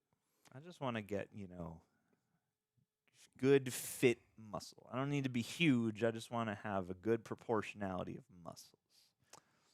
Anyway. And yes, I will stop all things No, so that you guys it's not can gonna happen. behave. Ouch, man. Are you doubting my muscle? Buff John 2024. Get ready. I would love Buff John. I can't imagine what that would be like or That'd look be like. so funny. I'm going to get buff then. I would love roided out, just Buff John today, John. Yeah. Just stressing out about how he didn't get his workout. Sorry, man. Can we stop this movie for a hot second? I need some more creatine, man. I need some more creatine. Forgot my shake, bro. I would love to see that. Buff John 2024. It's going to happen. And I'm setting this goal because then I hope that at least, you shoot for the moon, you land amongst the stars. Maybe I'll just get Fit John instead. Oh my God, I love it. Because everyone's traded. Giga Chad John. That's my calling this year. It's What do like you mean everyone's traded? well, you and Coy got all. Coy was like just regular, and then he got buff, and then you've been on like this crazy ass glow up over time, where you've just gotten more buff and handsome, and like your beard's perfect, and the curls and all that shit. Just every time I see you and Olivia, I'm just like, these people just get fitter and fitter. Out of necessity is to be able to perform at a high functioning level, to be able to work for. It's like, okay, if I'm going to work 12 hours. I gotta get buff. We're just hanging out right now. Like, this is like easy shit. Honestly, I can't bullshit you guys. Like this live stream is fun. It's the other stuff. Because on the average schedule is like film for 2 hours at most, usually 2 to 3. Yeah, that's a whole other thing. that stuff is not as fun. I don't really generate fun from those things. But this is probably the easiest. I like doing it. We're just talking. Like, this is fun. I don't think goddamn lag it fucking ruins entire experience. Bummed about that. But Yeah, hey, yeah, all this right. is fun. 37. Thank you, Charlie. Like, Thank you. this is just fun. I was. This is a flag, but yeah, Charlie, you inspired me with your profile pic, so thank you for that. 30. But when we're doing reactions, I'm like really aware of the edit. I'm really, really aware. It's hard for me to it's hard for me to let go of that. I could be like crying and I'm being aware of an edit at the same time. Sure, you have a great balance of awareness. Yeah, so you truly do. That's what it is. So I'm always. I'll keep aspiring. Ben to Berkowitz, 37. 38. 38. Also, hello and Happy New Year. Thank you, my friend. Yeah, thank you, Ben. And 39, Il buddy. Tortuga saying, I think you guys should watch the movie Bottoms. Oh, Ooh, I would that love sounds- to see Bottoms. that I'm sounds- so excited. That sounds controversial. I would want to see No Hard Feelings. Is that worth watching, guys? Put it in the Yeah, chat. Is that sound worth off. watching? Also, KN, it's good. We can trade. You can get a buzz cut, and I'll keep it long. I want to see Bottoms, and I would be interested. I think, J Law has the comedy. She could do the comedy chops, you know what I mean? But Bottoms looks like a film that I would actually appreciate across the board. That's just me. I believe you. Chuck Van. Are we at 40? 40. Oh! 40th Super Chat of the day. The best age. Hey, Greg and John, long-time listener, first-time caller. Your guys' work is much appreciated. Often brings us pile. How about the Umbrella Academy Season 4? Looking forward to seeing where it goes. Happy New Year. Yeah. Umbrella Academy Season 4. I hear it might be their last season, so yeah, I'm really. I didn't know this till after we were done doing the reactions. Aaron and I went down and because a lot of people felt the same way we did. Some people think it's their best season. I personally thought it was their weakest of the three, and apparently it did deal with like the COVID problems surrounding it that they had to work around a lot, which affected it. But there was an amazing cliffhanger to it. I do think, to a point you were making earlier, John, that it happens with movies, and movies are a 2 to 3 hour experience where you're like, what happened in the last movie again? And it's been too much of a wait time. A season of television whilst taking longer to produce and make and write, it's a lot more to remember. And so it's a taller order of your audience to ask of them. And even here, as like someone who worked on every video for Umbrella Academy, see a reaction to it, or literally worked on every video, I still like, what happened in that season again? I don't remember the ins and outs of what happened. And so I need to rewatch it, but I hope that it's able to do stronger than. I remember it had a really bomb cliffhanger. I remember the cliffhanger being really fucking cool. I remember the feeling I had towards the cliffhanger. Yeah. I don't remember the specifics well enough. But it's Umbrella Academy. There's a lot of like negativity towards Umbrella Academy season 3. And Happy New Year to you. But I feel like they'd acknowledge the incidences that have happened with it. I didn't care about it being Elliot Page. I'll get that out of the way. Like, it's not. I don't give a shit about that. Like, it's just like it's their fucking life. You're not outraged that this person's real life didn't adhere directly to your fictional piece of entertainment. Umbrella season 4 is going to be the best one. Umbrella Corporation. Yep. Does anybody keep the name straight? I remember one of your videos. I think yeah. I called him Juno at one point, and that got really weird. Heather Gear. Happy New Year, lovely gents. Hey, Heather. Good to see you again. The laptop says hello, Heather. I just look forward to the kind of entertainment you get here.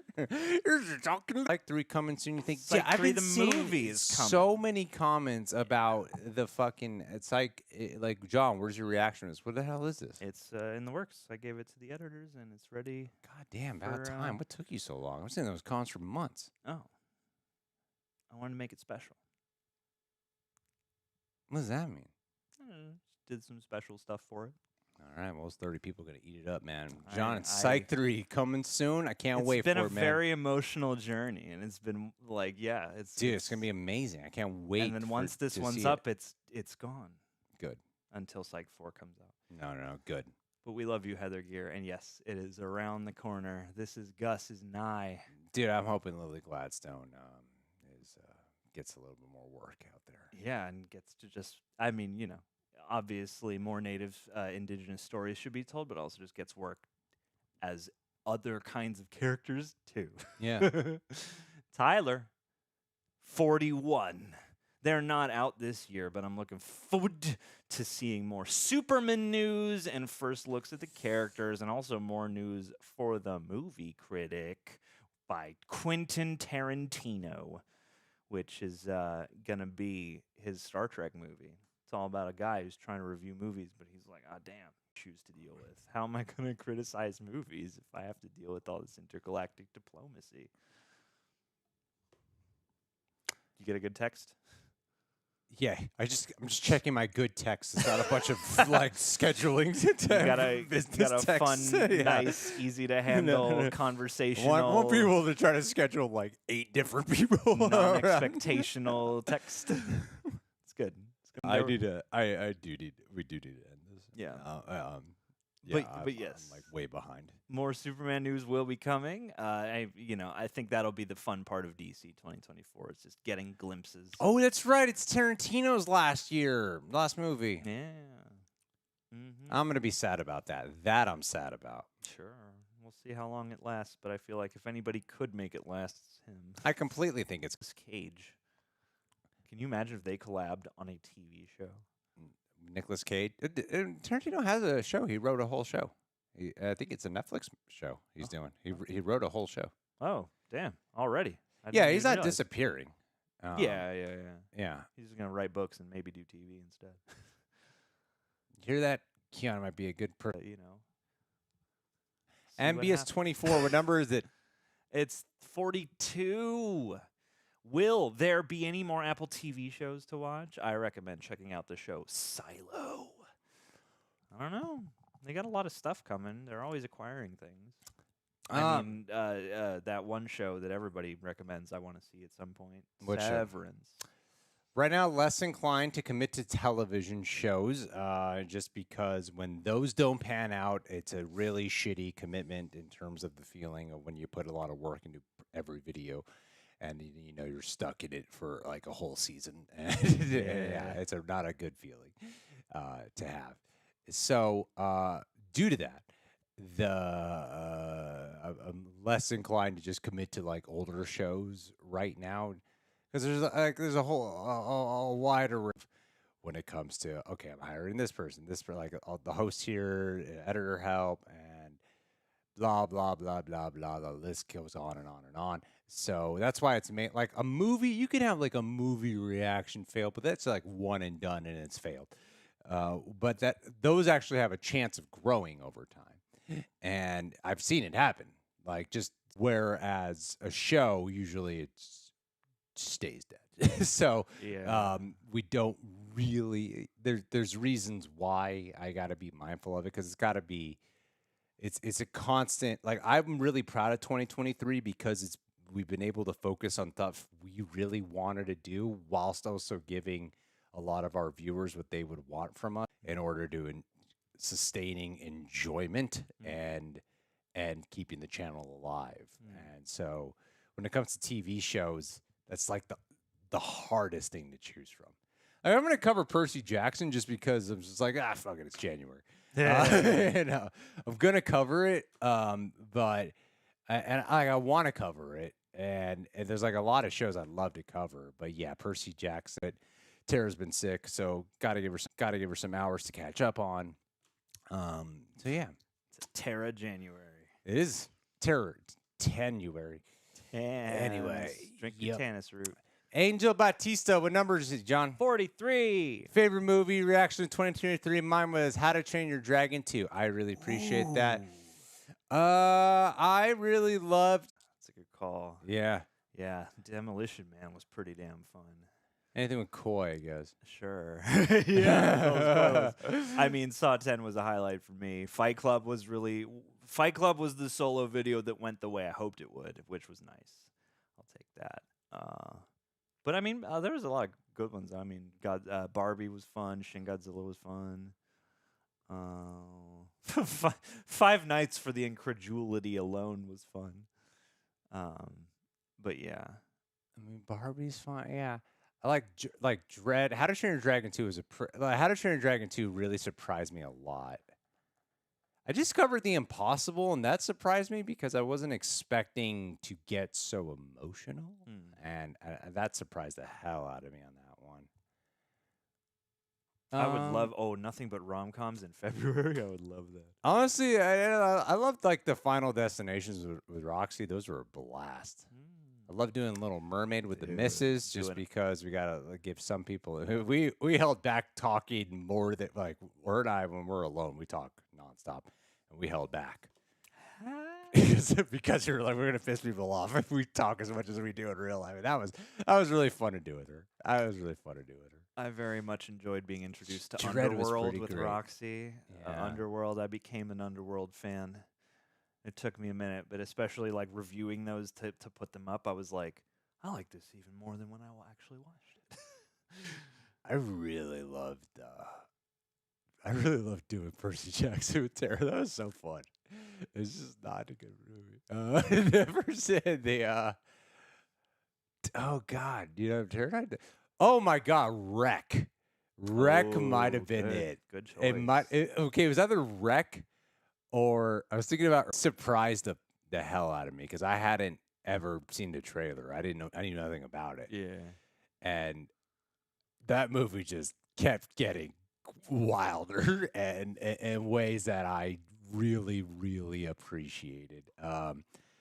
It just went there. And whenever it constantly crossed the line into, oh my God, it's just Wreck opened my Wreck was the first horror movie I had seen on the channel that I couldn't stop thinking about for a while. Where I was like, I found myself like just from my day to day, like thinking about like why that movie works so well. But from just a pure like a reaction, Missing was such an experience. I want to see that. I want to see Missing and I want to see Searching. Yeah, that was something. Rawhead Rex, I would love to watch. Just Friends, I would love to do that with Tara if you hadn't seen Oh, you haven't seen Just Friends? No. Dude, start writing down every movie.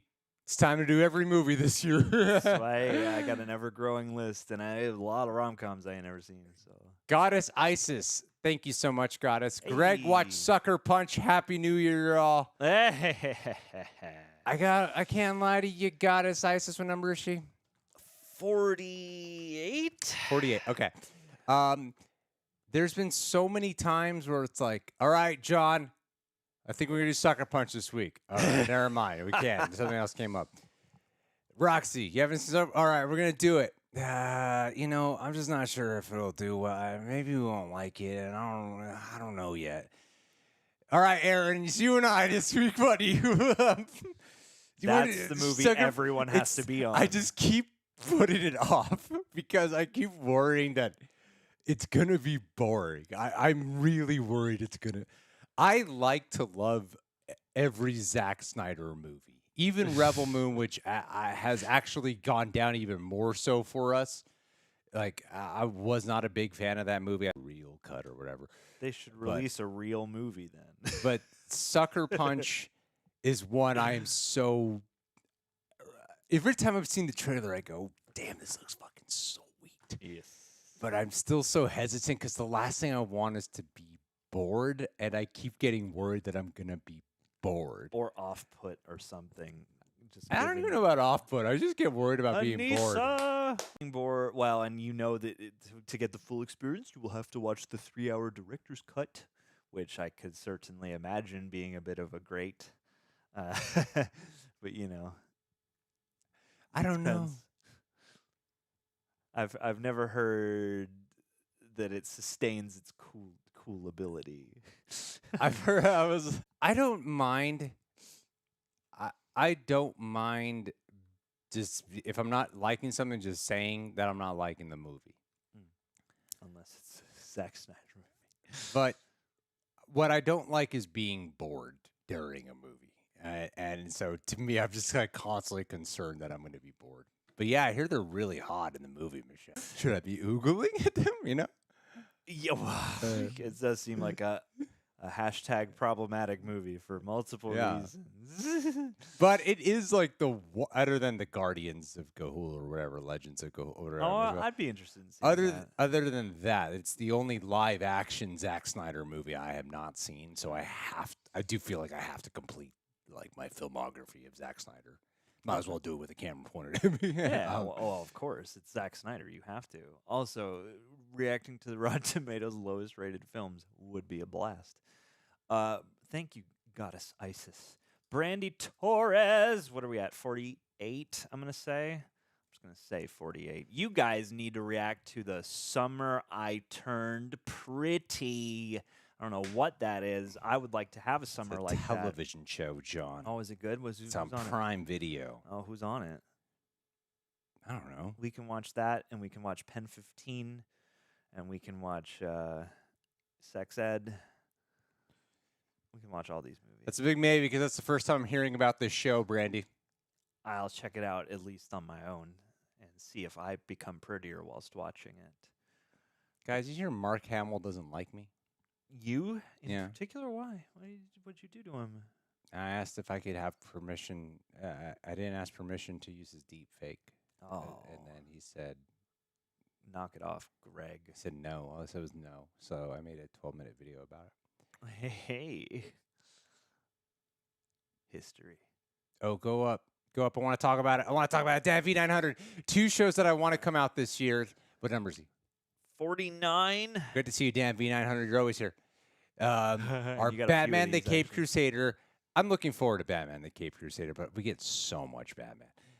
I am revitalized something. I imagine it's the kind of thing that we'd be really excited for, and a good amount of you would be excited for, but it ends up not getting any viewers. The Terminator anime from co-writer of the Batman.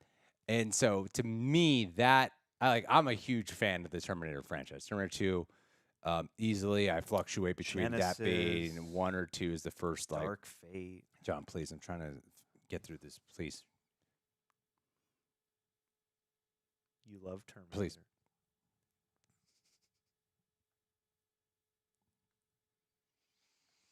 Terminator 1 and Terminator 2. Anyway, we all know the franchise has gone down the shitter lately. No. But I think an anime, I don't know what the anime would be. I don't know if they're gonna do like a remake of it or if they're gonna set it during the war and really capture a mood as well. Because the thing that has severely been missing is the menace that James Cameron brought to those first two films, and that mood and tone is so integral to the Terminator franchise, and they keep wondering like I'm like, just bringing that back would do wonders for your films. Honestly, instead of just making like action films, it would a deeper nuance to it. And I think anime visuals combined with that mood could do something really cool, and you could probably get some like additional cooler Terminator shit to go down. And get really violent as well. Oh, so, you could do so much twisted stuff. I think Oh, and there's like body horror stuff in those first two Terminator movies. Liquid Terminator. You can do some really great visuals, I think. And so to me, yeah, I feel like the Terminator anime is one I'm especially looking forward to. Yeah, well, and Cape Crusader is like Bruce Timm and company, right? So I mean, that'll be classic. We're gonna be spoiled with some good animated stuff this year. I hope the animation itself is all good. Sean F., I think you're number 5. Hey guys, thank you for being here. I have been a fan for years. Thanks for all the content. Keep it up. Thank you, Sean F. That's really sweet of you to say. Sean Fantastic is what I imagine the F stands for. Dan V is back. Thank you for being number 51 as well as 49. I hope Alien Romulus is good, where I'm cautiously optimistic. One constantly recommends to me, and hopefully Severance, which are awesome. I forgot Noah Hawley is doing an Alien thing. I thought Alien Romulus and this Noah Hawley. I thought they were the same thing. No, it's the Fede Alvarez movie. Oh, that's right. Because when they were like, the alien, untitled alien thing's finally going to get a title, I'm like, didn't they already title it? And then, yeah, I keep having to remember that Noah Hawley's doing his thing. I'm excited to see what he comes up with in 2025. I feel like someone who is adept at mind bending would be a nice thing to throw at Alien, because I feel like post Aliens, the only thing we've really found works is action intensity, which I feel like Alien and Terminator are to varying degrees of success. We'll see. But I'm more excited for. I mean, it's weird. I'm more excited for the filmmaker behind the show, but I'm more excited for the movie because I feel like Alien is best when it's simple. Lean and mean, baby. Like Alien 1 and Aliens are nuanced in its. Noah Hawley probably gets really heady about it, and sure, I don't know if like Alien is the franchise to do that with, for your acid aliens that have no personalities. I don't think they're the ones to do it for. Yeah, and whereas like Alien, I think like the best parts of Covenant was when it got like aggressive intention scenes and shit. Yeah, and that's not even a good movie, Yes. So. And that was friggin' Ridley came back, right? Yeah. I mean, I have hope for Romulus because Fede Alvarez is good at doing lean and mean and straightforward, Yeah.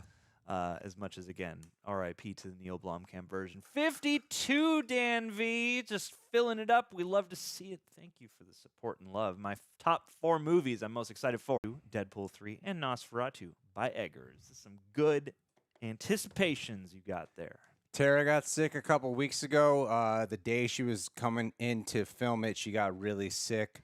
So haven't been able to do that. That's why I haven't even done Percy Jackson, Depp, and Nosferatu, of course. Kingdom of the Planet of the Apes, I didn't realize there were writers returning from Dawn of the Planet of the Apes for this, which gets me more interested in it. Granted, so much of it is Matt Reeves' voice. I think that's one of those studio films where they really, especially if you watch Rise of the Planet of the Apes and Dawn of the Planet of the Apes, you could tell that they really let their directors have a voice with these movies. And I I don't know the voice of this director. Granted, I didn't really know Matt Reeves outside of, Cloverfield. And the remake of Let Me In, but the remake of Let the Right One In was essentially just a shot-for-shot remake that, unlike Psycho, people were like, it's great, even though it was a shot-for-shot remake, just in English. Sure. Yeah, but outside of that, I didn't really know his voice, and I don't feel like the teaser trailer needed to come out. It's a fine teaser trailer, but it didn't demonstrate anything that really makes it feel unique or special or return to what makes those first couple, those last, like, people really love Rise of the Planet of the Apes, but it's like Dawn and War for the Planet of the Apes. And people talk more to it. I think I've seen every Planet of the Apes movie. I think I have.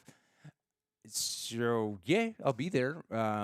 But I think the theatrical trailer needs to do something special. Like the teaser trailer for Dawn of the Planet of the Apes was simple. I'll still don't forget it. It's just a shot of like Caesar and the close up and the thunder and the rain. The camera slowly pulls back and the apes are in their trees. Puts his hand up. Simple, and One that was striking image. more effective than anything we got in this Kingdom of the Planet of the Apes trailer. True.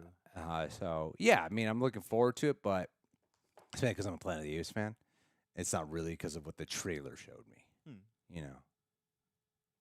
That's a very astute observation. I would agree. I know the lag seems to be less now, and that's good because I'm running sober, babe. We're going. All right, 43, 4, whatever it is. TM Nerdy, Happy New Year to the best reaction channel. Thank you. That's Thank what we you. like to hear. Thank you so much. Dan P, back in at 54, I'll say. 4th is Furiosa, and 5th is Nosferatu. This guy, you got to update. A lot of that is, I don't know, man. The movie looks fucking awesome. Again, Twitter makes me convinced that everything sucks. Like, it makes me think that everyone thinks everything sucks. Because I go on Twitter and they're like, oh, CGI and all this stuff. I'm like, what the fuck do you guys expect? Like, Twitter is like nitpick central. Yeah. I loved the trailer for Furiosa, and I feel like, there was so much backlash at the thought initially of, oh, you're not going to get Charlize Theron to return? She made... Furiosa wouldn't be as memorable if it wasn't for her performance. And then what we see Anya Taylor-Joy doing in there, I think she looks great. Chris Hemsworth, I forgot was in it and it took me a second to register it was him. I love fun Chris Hemsworth, and it feels like it's delivering all the things I love about the last movie, which I barely remember because I was fucking baked out of my mind when I watched it. So I would like to rewatch Mad Max Fury Road. I was only that one time really high, and I don't remember it at all. Oh, man. All I remember is one. I don't remember it. I don't remember anything. Oh, in that movie. nice. Do a reaction, baby. But I wanted to find someone who hasn't definitely seen not it, so that way Yeah, it's like yeah. totally not a waste So of it time. can be, filling in my gaps and also this person's If I wouldn't get in trouble with YouTube for just saying I was so high when I watched this, I don't remember, I could do so many more movies because you could just say that you were sleepy. No, it's not. That's stupid. You could say that you were you had a concussion when you saw all these movies. John did not watch What If Season 2 in his free time. He doesn't watch Marvel unless there's something with the camera. I have to make him watch Civil War. Oh, that's right. Yeah. Yeah, well, look out. And hey, Bucky Barnes just made a prime rib and some mashed potatoes. That's what I'm talking hope about. you brought some for everyone. But enjoy that. Also, just shouts out to y'all. It's been a very loving, positive chat every time I catch in. Y'all are cross talking and being like, "Oh, hey, thanks. Oh, I love you." So it's nice to see. 55, David. Cobra Kai Season 6, completely forgotten. I'm excited for that. Bob Marley, One Love, Creature Commandos, and The Waller TV show. Is Cobra Kai Season 6 actually coming out this year? I don't know. I hadn't seen an official announce, but it's possible. I feel like they shoot, edit, and release them so fast. Once they shoot them, they're like, it's done being edited. Yeah. We shoot these literally in shot order. Yeah. And whatever we get is what we got. Just slap it in the editor and export it. It seems like they release that shit so quick once it's shot. Yeah. So yeah, Cobra Kai, man. It's gonna be their last seasons, and I imagine it's gonna be a banger. Yeah. Oh my God. They got to bring in Hilary Swank. If they don't bring in Hilary Swank, they're doing a crime. 9 hours ago, Cobra Kai season 6 training video. Yeah. Yeah, I heard about that. So they must at least be gearing. Oh wait, confirm what we got here. Cool. 10 episodes, expanded runtime, Good. and sometime. I can't wait. Yes. I think I'm going to rewatch all of Cobra Kai. I got to rewatch all of Game of Thrones. I got to rewatch all of Cobra Kai. Got a lot of rewatching to do. All right. They're saying filming is expected to start in early 2024, which goes in line with your theory because they want to get it out in 2024. Yeah. Is what the creators have said. So, and hey, I mean, Bob Marley, be interesting to see a film. Oh, Kingsley Ben-Adir. Not bad. Okay. Yep. Creature Commandos and Waller are going to be interesting to see what Jimmy G's, DCs are like. I'm also curious to see what that'll do to the perception and anticipation of the new DCU, because those will be our first impressions, technically. Not that everyone who would see Superman Legacy will see them. Yeah. But, curious, not just the same. Oh, my. Oh, my God. Was he the last one of the day? Let's make doubly, absolutely 100% sure, but it might be. It might be. We might be out of here. G. Nope, but it's close. We got a stick. 55? Say, oh, look at that. Look at that stick. Patrick Robbie, our last one of the day. Our first super sticker of the day. First super sticker of 2024. Yeah, we got a silenced in cast. Let's just refresh the Streamlabs just to make sure that no one. We do not have Letterboxd. No. Nope, we good. We so money, baby. So money. I have a Letterboxd account. I just haven't updated it in a long time. Did not see the new Echo TV spot. We don't really cover trailers as much as we used to, obviously, if you pay attention, and we don't really cover TV spots as much as we used to either.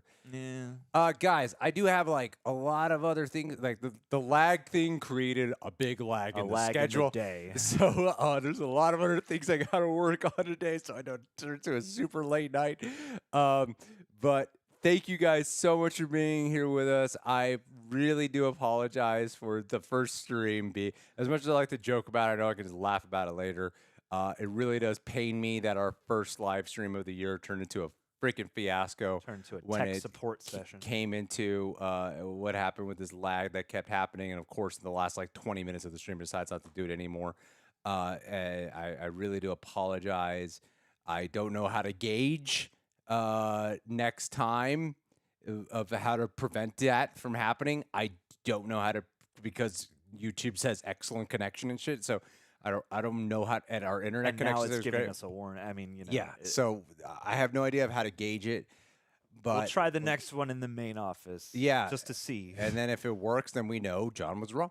So we'll just go there. And thank you guys so much again for being patient. Thank you to everyone who contributed to our super chats. Happy 2024. And if you didn't, that's okay. And thank you so much to everyone who no, I'm just fucking around. John's great.